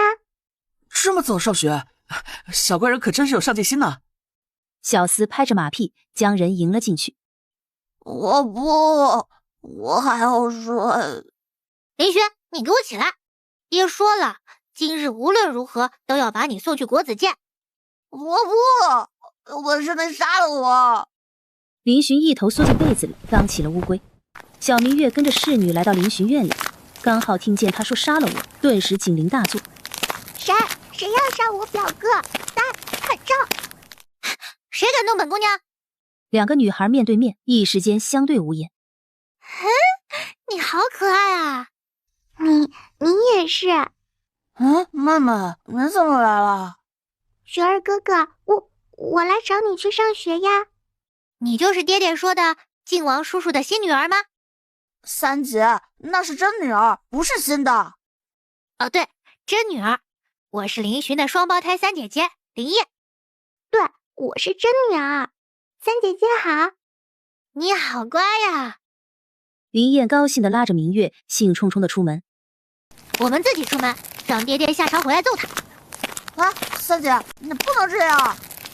今天的林府发生一件大事，平日不肯上学的小公子竟然自己起床了。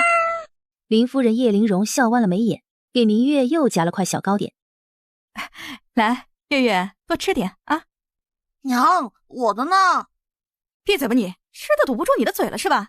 要不是你妹妹，你现在还在床上拱着呢。夫人，晋王到了。爹爹到了。晋王殿下是来接月月去国子监。爹爹说了，头天要送呢。这样不长眼的家伙才不敢欺负月月。哎呀，爹爹真是的，我这么厉害，谁能欺负我呢？是，我们月月呀这么可爱，谁会欺负月月呢？用膳完毕后，明月跟着叶玲珑往外走，魏锦轩亲自下马车，从叶玲珑身边抱起女儿。见过晋王殿下，靖王叔叔。西奇，你今日竟然起床了。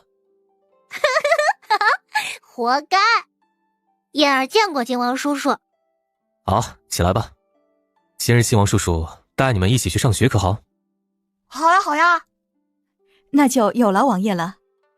晋王府的马车穿过主街，逐渐进入前往国子监的马车队伍里。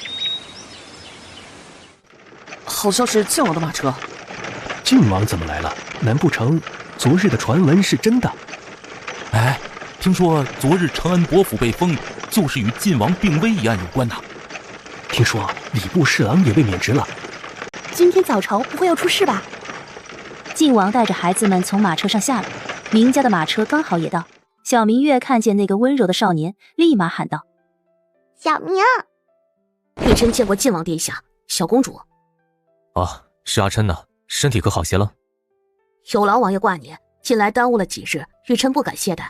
今日见身体利索了许多，便来上学了。这还是多亏了小公主。是我们月月确实是个很好的孩子。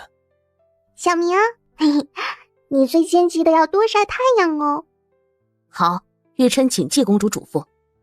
云燕最怕明玉琛这副什么都好的模样，拽着弟弟往后躲。明玉琛也不恼，瞥了他一眼，便挪开了视线。三姐姐，这是做什么？你别动，我不想看见那个假少男。三姐姐，阿琛不过是拆穿你撒谎，你怎能这般记仇？你不也很讨厌魏云吗？那怎么一样？谁不讨厌他这尖嘴鸡？阿琛这么正直又好的人，你怎么拿他和尖嘴鸡比啊？臣见过晋王殿下，不知殿下今日到来，所谓何事？今日是本王的女儿第一天上太学，本王担心她不适应，便亲自送她来。月月，快来见过荀老。月月见过薛老。殿下称其为女儿？自然，目前月月还没娶封好，此时陛下会亲自发圣旨昭告天下，月月就是本王的亲生女儿，届时诸位就会知道了。荀老有些诧异，视线在明月和魏锦轩脸上来回。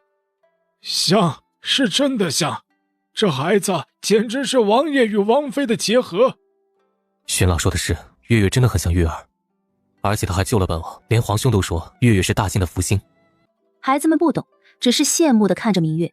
他们这些勋贵子弟，哪个家中不是孩子众多的？鲜少有人是父亲送来，而且还如此不顾外人的夸赞。荀老礼貌地笑了笑，又礼貌地将晋王殿下赶了出去。爹爹要乖哦，在家里等月月下学。哦对，你要多晒太阳哦。明月仔在苦口婆心地朝着他挥手，坐在他旁边的孩子好奇地趴在他旁边。你好呀，我叫西西。月月，你好厉害呀，居然还能命令晋王殿下。我没有命令爹爹呀，我是在关心。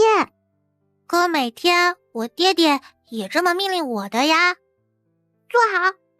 众人吓了一跳，纷纷朝着他这边望去。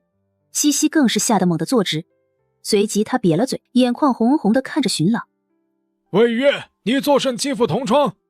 我没有呀，我在教西西分辨什么是关心，什么是命令呀。你看，这才是命令。刚才月月是在关心爹爹。杨姐，呀，你怎么还哭了呀？我是在教育你，没有欺负你。明月仔仔也慌了，他可是好孩子，不欺负小孩子的呢。他连忙开始掏兜。我请你吃国府，你别哭了好不好呀？西西抽抽噎噎的放下手，看着他手里的国府，吧唧了一下嘴。真的是给我的。月月是好孩子，不欺负好孩子的。好了，开始上课。太学的孩子进度都不错，但明月是新来的，荀老便找了篇浅显一些的文章。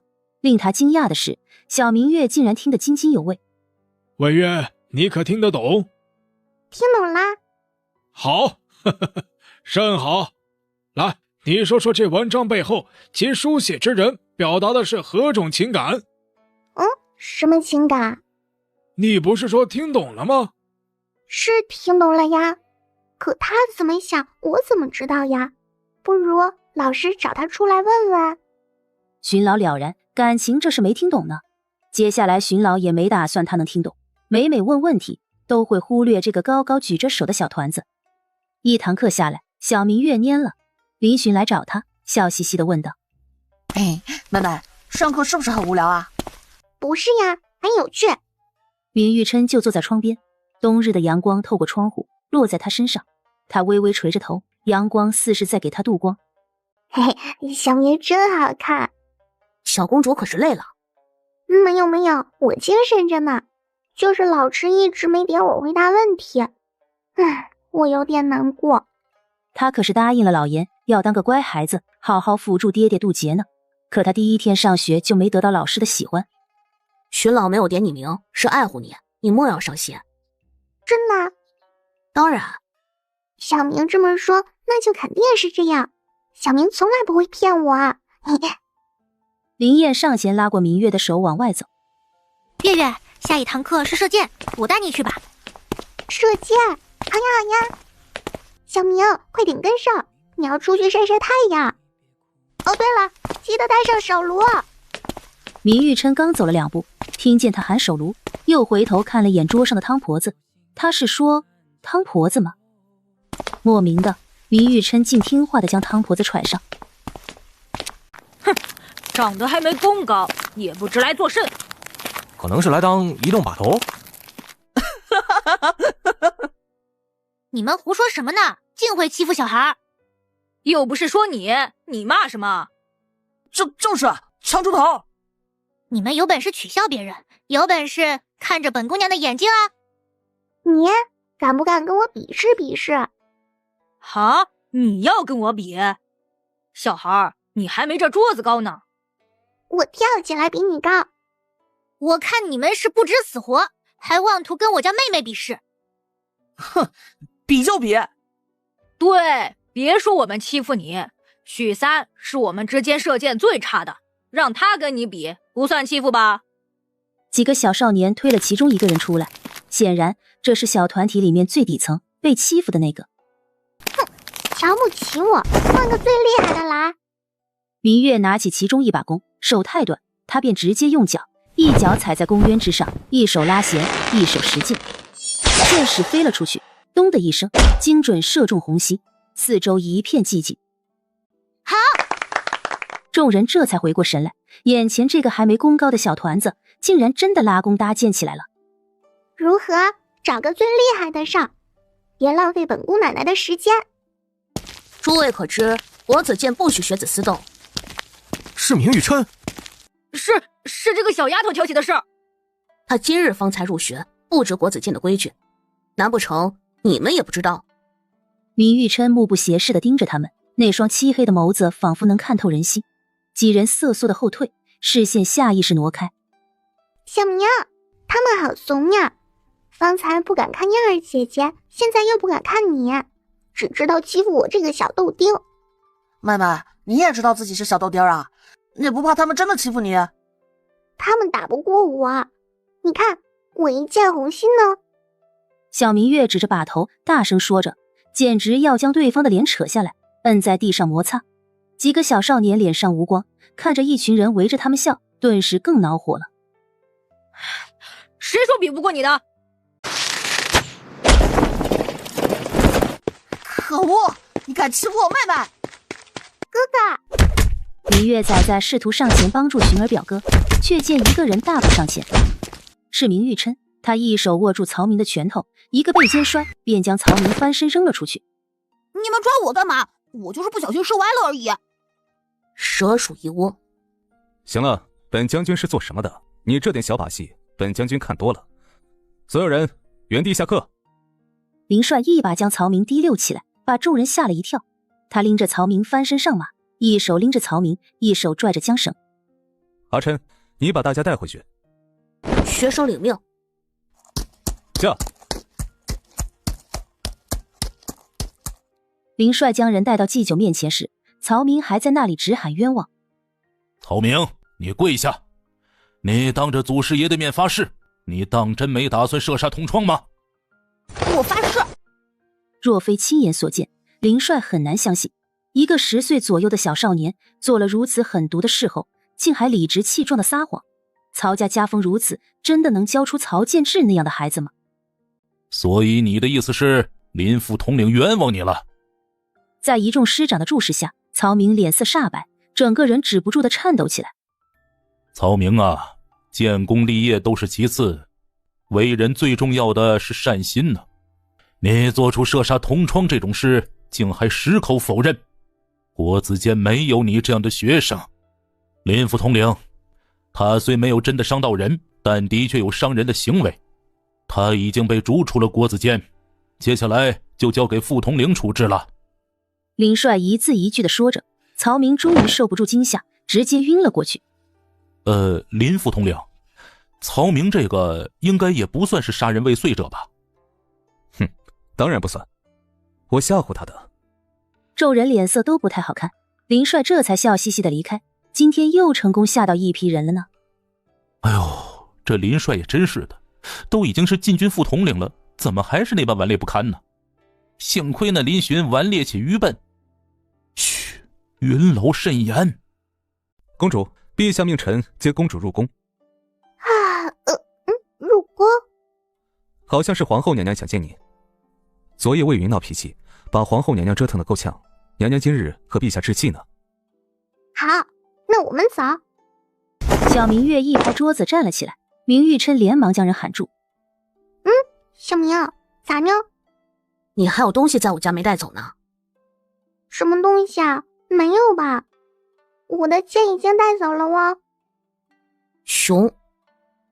我忘了他了，他没事嘛？就哭了一晚上。你等我一下哦。众人下意识围了上去，只见明月深吸一口气，摆足了架势。众人跟着屏住呼吸，生怕影响他。明月握着毛笔，一气呵成。完成。啊，妹妹，这是什么？鬼画符？这是小明帝画的，不是鬼画的。月月画的，并不是凡品。那么这有何用？这是给他定神用的。金陵是龙脉所在，他被我打散了元魂，所以才会害怕的哭出来。有了这个符，能让他安稳几日。待我有空，我就去接他。说话好累哦。众人听得云里雾里，唯独明玉琛郑重地将鬼画符收起来。辛苦月月了，那就等你有空来我家带他走吧。你放心，他现在不敢伤你，你别怕啊。有月月在，我不怕。林燕躲在林帅身后，有些嫌弃地盯着他。三姐，你这是做什么？嘘，你不觉得明玉琛笑得很像奸臣吗？姐，你在胡说什么呀？林燕摇了摇头，傻弟弟不懂他，像月月画的这个东西，连街上骗子画的平安符都比他像符咒。明玉琛竟能如此心安理得的夸赞，这不是奸臣是什么？林燕觉得自己已经看穿这一切。奴婢青丝见过小公主、林副统领、林三小姐、林四公子。青丝姐姐好呀，我叫月月。小公主好，陛下和娘娘在宫里等候多时了，请随奴婢来吧。进了主殿，却见皇帝坐在皇后身旁，讨好的给皇后娘娘剥葡萄。林帅连忙低下头，看不见，他看不见皇帝这怂样。月月，哎呦，朕的侄女儿终于来了！阿离，快来瞧瞧，小公主简直跟晋王妃一模一样。月儿，黄伯母怎么啦？黄伯母和你娘亲是闺中好友，想来是想你娘亲了。月月，去哄一下黄伯母好不好？皇帝陛下将明月放到秦离怀里。阿离，你看月月和晋王妃很像吧？是，很像，特别是眼睛。不哭啊，黄伯母不哭，谁欺负你啦？月月替你教训他。秦离鼻尖一酸，泪水便止不住的落下。曾经清月也这么跟他说过。不可哦，阿离不哭，谁欺负你，就是跟我清月过不去，我替你教训他。明月顿时手足无措起来，怎么还越哄越哭了呢？看着小团子神色慌张，秦离连忙擦拭自己的泪水。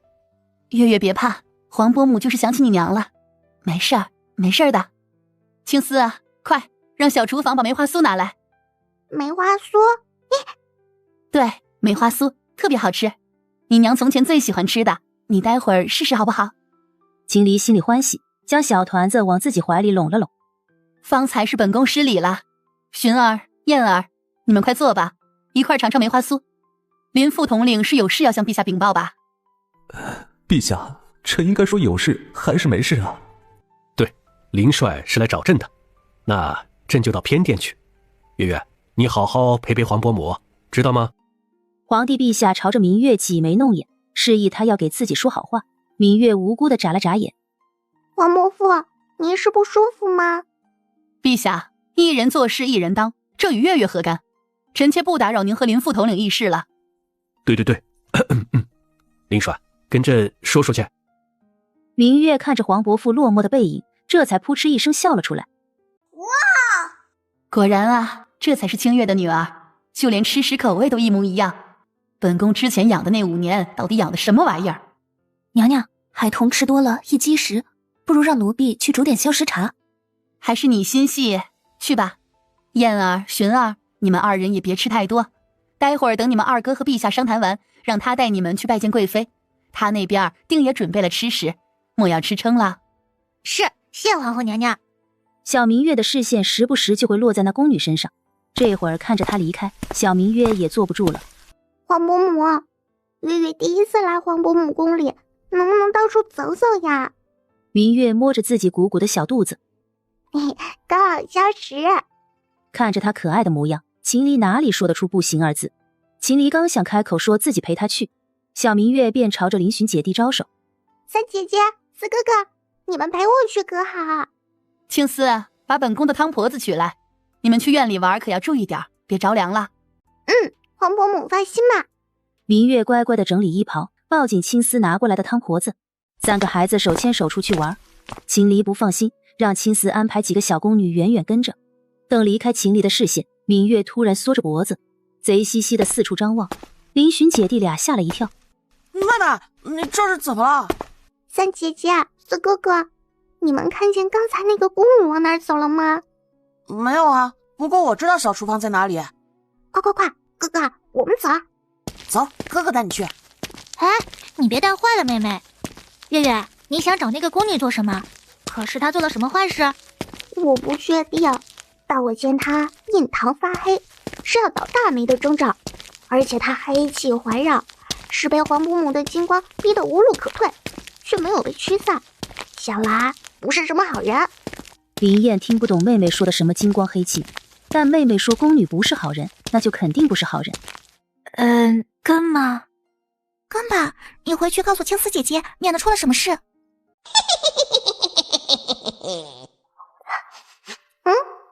青云到底在里面放了什么药呢？是要取我性命，还是想要做点什么？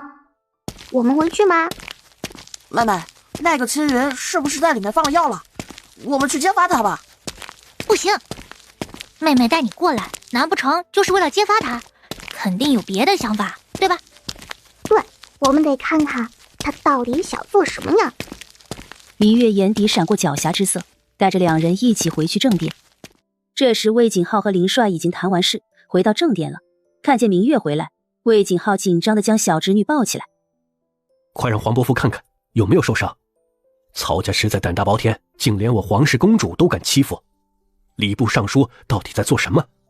让他和翰林院想个封号都想这么久。黄伯父放心，他们可没那个本事伤得了我。他们伤不了你是你的本事，但他们不该对你产生伤害的想法。你放心，黄伯父一定会给你一个公道。而且现已查明曹家有问题，他曹家躲不掉的。哇，黄伯父好厉害呀！林帅这时正打算带着2个弟弟妹妹离开，殊不知林寻死活不肯走，他要盯着青云，可不能让他欺负妹妹。林寻，你一直盯着人家宫女做甚？笨蛋二哥，说了你也不懂。哎呀，二哥你就别管了，我们和月月表妹是姐妹情深，不愿分离。对，姐妹情深。你知道什么是姐妹情深吗？你是姐妹吗？林副统领，孩子们玩心重，你就随他们去吧。青云，去看看林贵妃那边有没有空，告诉她孩子们在本宫这里，若他得空，便请他也来坐坐吧。是。小明月笑嘻嘻地趴在黄伯父肩膀上，在他耳边嘀咕了几句。魏景浩眸色一沉，脸上露出愠怒之色。林帅，找人跟着青云。林帅看了眼弟弟，微微蹙眉，没问缘由，立马领命离去。陛下，发生何事了？黄伯母别怕，他想对付的人是我。什么？他要对你下手？魏景浩取出一个小竹笛，吹响后片刻，一道鬼魅的身影闪现。暗影见过陛下。把朕所有暗影调来，暗中将整个坤宁宫围住，不许任何人出去。阿离，你最近可发现青云有什么奇怪的地方？没有，他做事向来细心。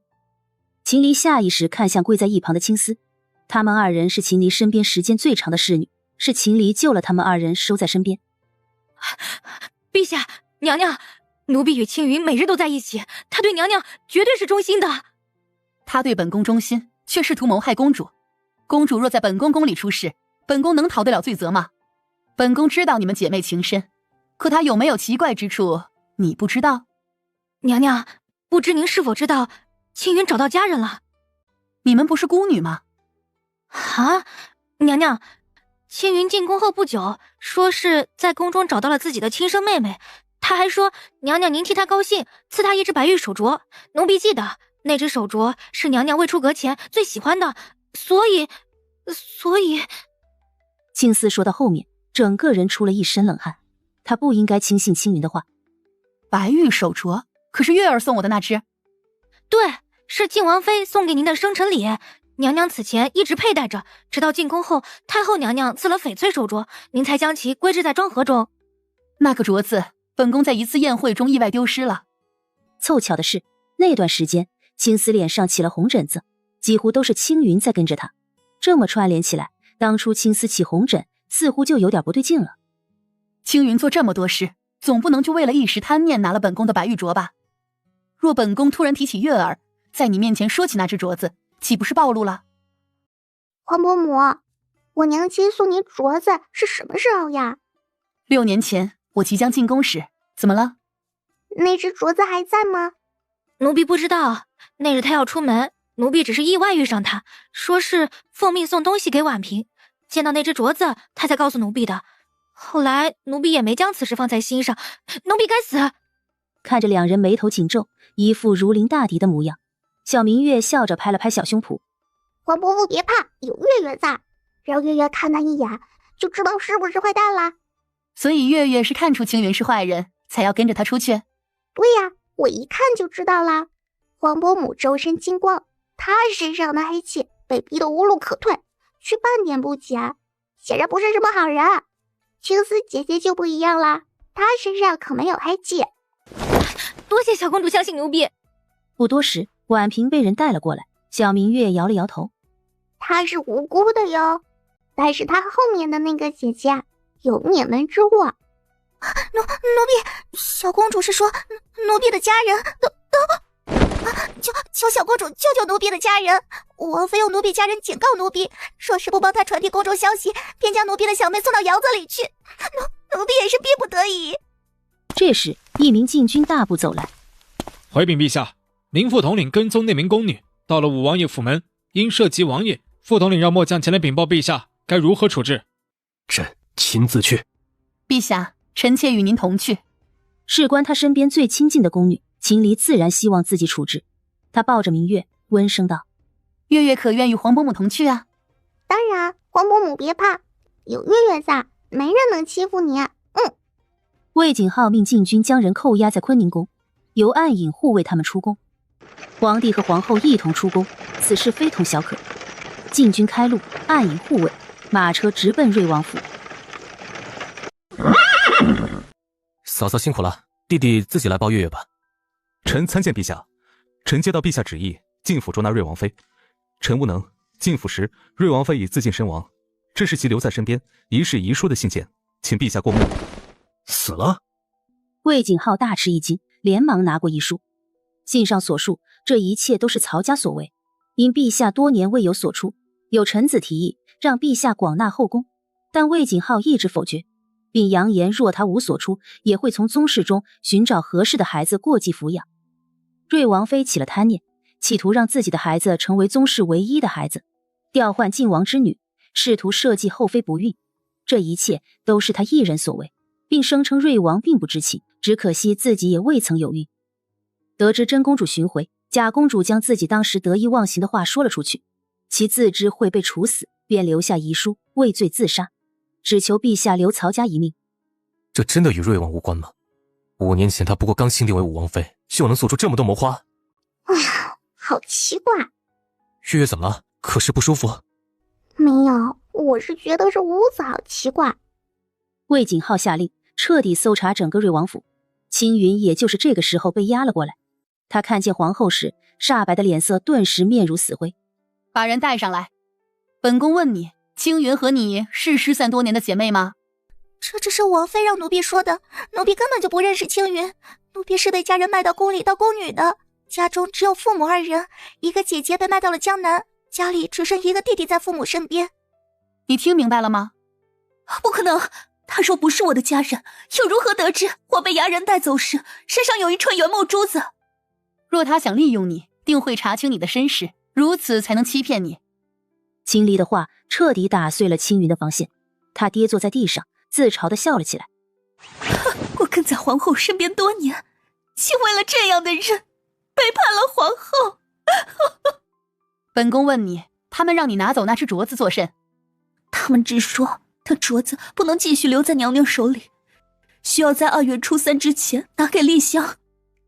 我到底什么时候才能和这具身体完全融合呀？林帅，去把所有在京城中的曹家人、徐家人，以及礼部侍郎一家全抓过来，朕要亲自审问。陛下，瑞王回来了。臣弟拜见陛下。皇后娘娘，晋王兄。瑞王，朕问你，你可知瑞王妃勾结曹家、礼部侍郎，祸乱科举，收买宫女之事啊？臣弟不知道啊！这毒妇，皇兄明鉴呐！臣弟向来安分守己，当不敢如此。这毒妇在哪儿？臣弟要与他对峙。哼，武皇帝好手段，要求与一个死人对峙。死？他死了？武王爷吓得一哆嗦，脸色惊恐地跌坐在地上。随后他又跪着拖着膝盖上前，抱住皇帝陛下的大腿。皇兄明鉴呐！臣弟真的不知道啊！这一靠近，皇帝陛下便闻到了浓郁的酒味。你方才去哪儿了？在岳阳坊。魏景阳，身为皇室子弟，流连烟花之地，你……小明月打量着眼前这个武皇叔，小脸紧皱。月月可看出点什么？他好像是真的不知道啊。对，我是真的不知道啊。皇兄，你也知道，臣弟好色，那曹静姿色平平，若非当年母后赐婚，臣弟又怎会……说到太后，魏景阳瞬间闭嘴，害怕的抬头瞟了眼皇帝陛下，见他没有生气的意思，这才又松了一口气。不论你是否真的不知情，你身为武王爷，此事难逃干系。来人，把瑞王押下去，关在其院里，没有朕的允许，不许出门半步。他被拖下去后，禁军便将新科状元徐俊、礼部侍郎苏泽云以及曹家一行人带到，崔知源更是亲自前来。崔亲家，你怎么看此事？陛下，徐俊等人本就是罪臣，其供词不一定作准，臣觉得应亲往江南，一来探查科举舞弊一事，二来也可以查探当年晋王妃一案。陛下，请允许臣亲去江南一查究竟。皇兄，此事让臣弟去吧。不可，你身体还未复原，江南路远。那让月月跟着去吧，我会照顾爹爹的。小公主，这江南……崔婆婆，月月一眼就能看穿那些人有没有做坏事，带上月月一定不会错的。而且害爹爹的人还没抓住，月月能保护爹爹。皇兄，当年护送院的人是禁军，而且还有5名暗影，区区一个曹家女，臣弟不相信他能找到匹敌禁军和暗影的杀手。而且这科举舞弊竟还将手伸到殿试3甲上，他们所图定然不小。若崔大人前去，那些人一定会有所防备，说不准什么都查不出来。但如果臣以探望母后为由前往江南，他们倒是会放松警惕。爹爹真聪明。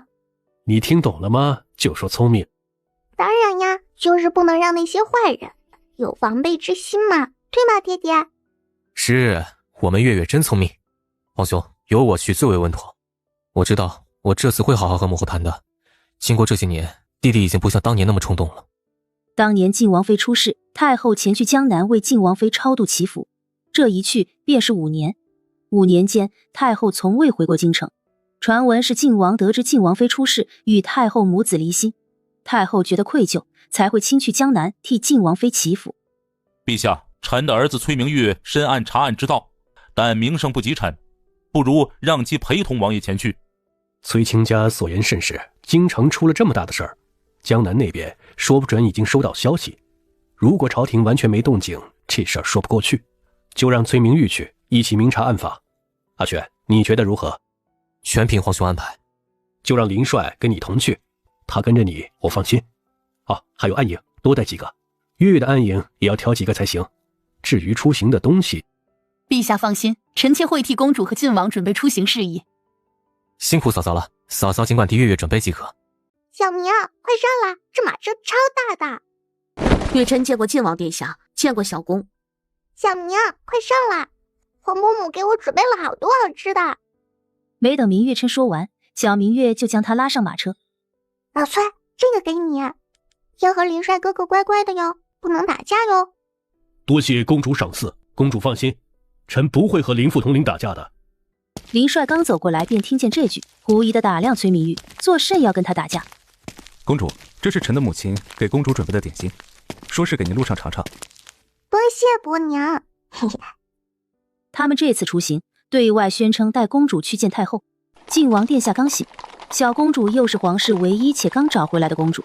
皇帝陛下派了禁军副统领，带着100名禁军、5名贴身侍女、厨娘以及太医一同前往。若非事务繁忙，皇帝陛下还想亲自送行。而此时城内林府，不好了，小公子不见了！快让人去找侯爷！是。等等，快去看看寻儿的柜子。叶玲珑很快镇定下来，回到林寻房间，打开他的衣柜，他最喜欢的那件大红色披风不见了。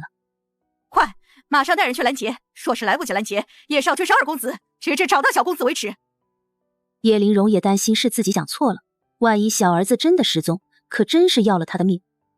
林府满城找小公子耗费了不少时间，出城时明月一行人早已走远，只能让人回去禀告夫人，再派2人继续追。爹爹，你回去休息吧，我和小明出去走走。爹爹，你身体还未复原，要乖哦。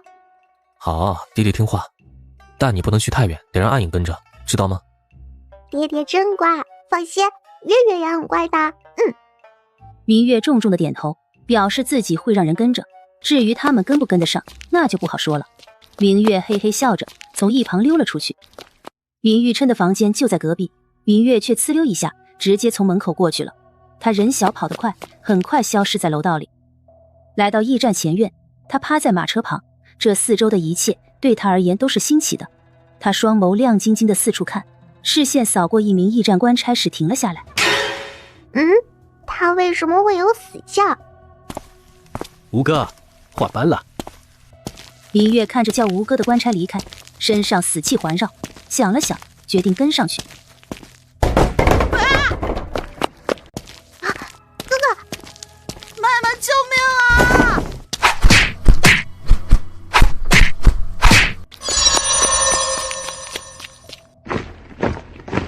谁在那里？禁军迅速赶到，将明月和林寻护在身后。A 一人捂住手腕，突然抬手吹响口哨：“你们留在这里，护送王爷上凤驾。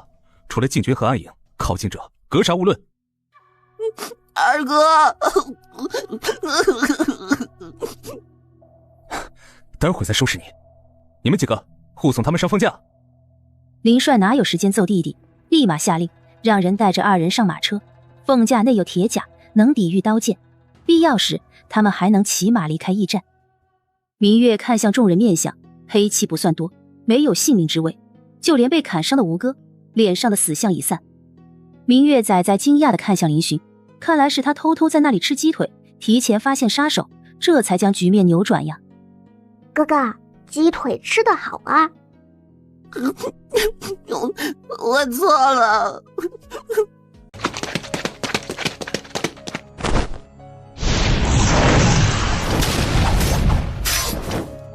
半夜不睡觉，到处杀人，你们都不乖哦。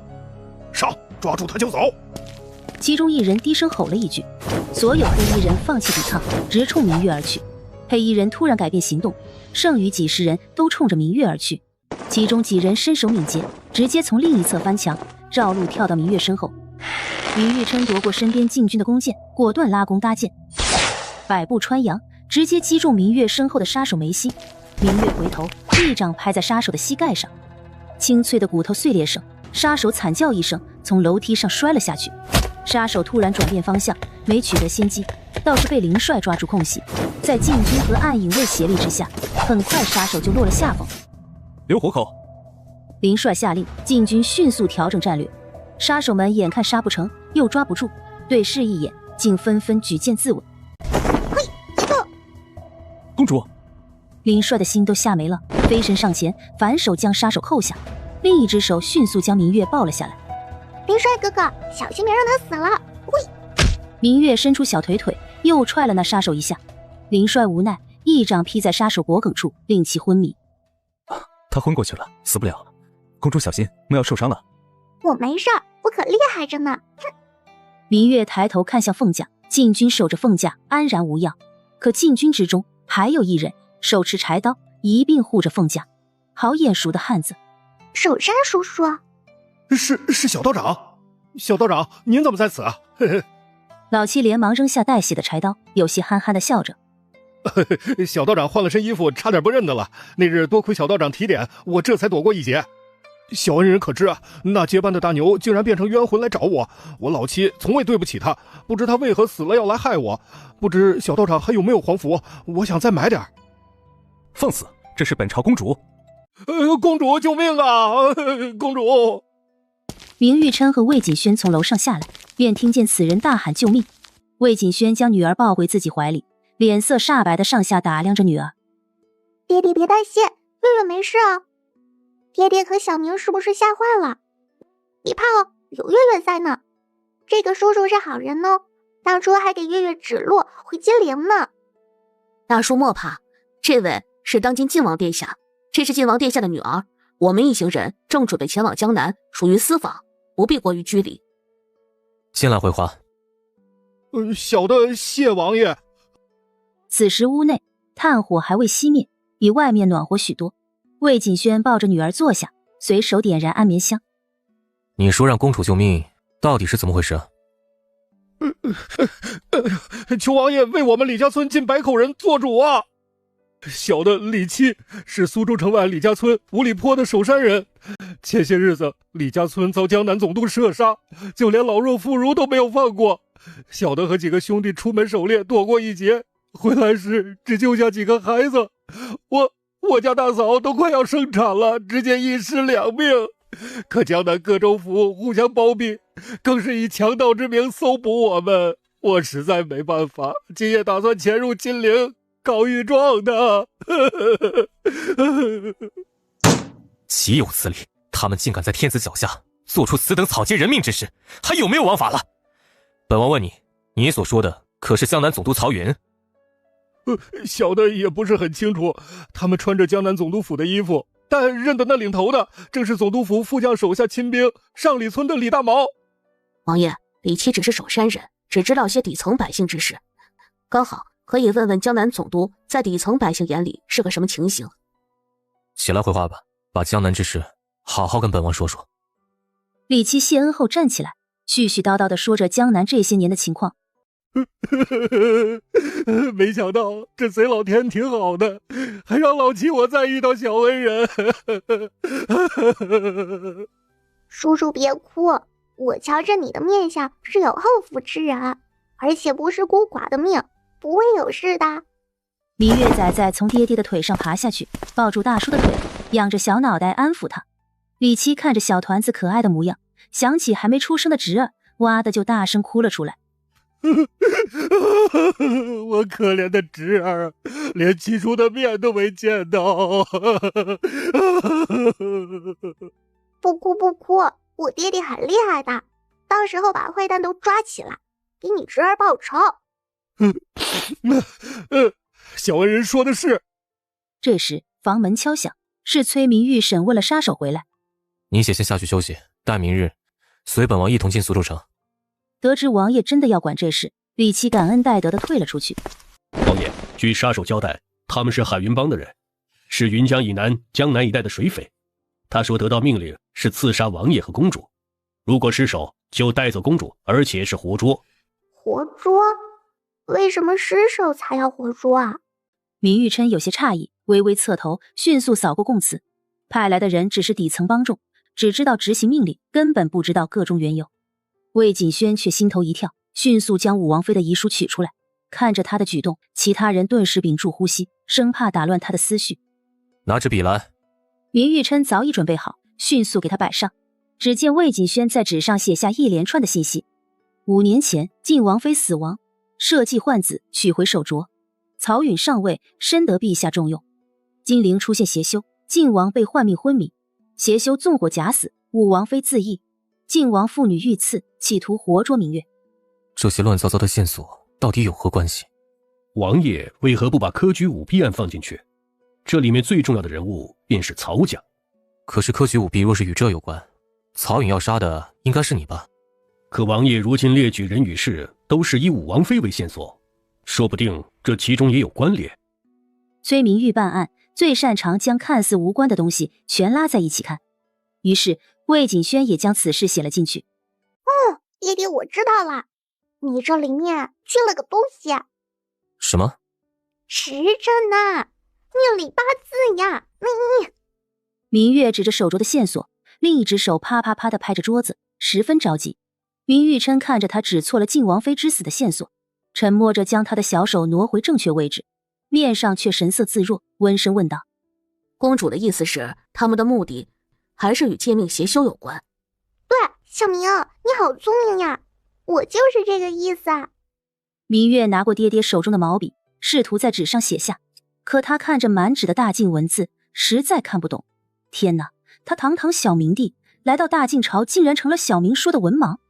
明玉琛眉眼间的笑意更深了些，接过他的笔。公主请说。哦呼，代笔？他们为什么要2月初3之前拿走手镯呢？我猜他们在手镯上下了咒，但手镯是通过娘亲送出去的，这样皇伯母才会随身携带。但是这个咒术必须在娘亲死之前收回，才会冒险做那么多事取回手镯。他们杀了娘亲，但只是把我换走，说明我和同一时间出生的孩子对他们还有用，说不定是为了给爹爹下咒换命。邪修的方式我不太清楚，但换命不是那么容易，特别是有帝王之气庇护的皇家，邪修没有办法直接下手，所以他们应该是通过一些方式下咒，慢慢杀掉我们。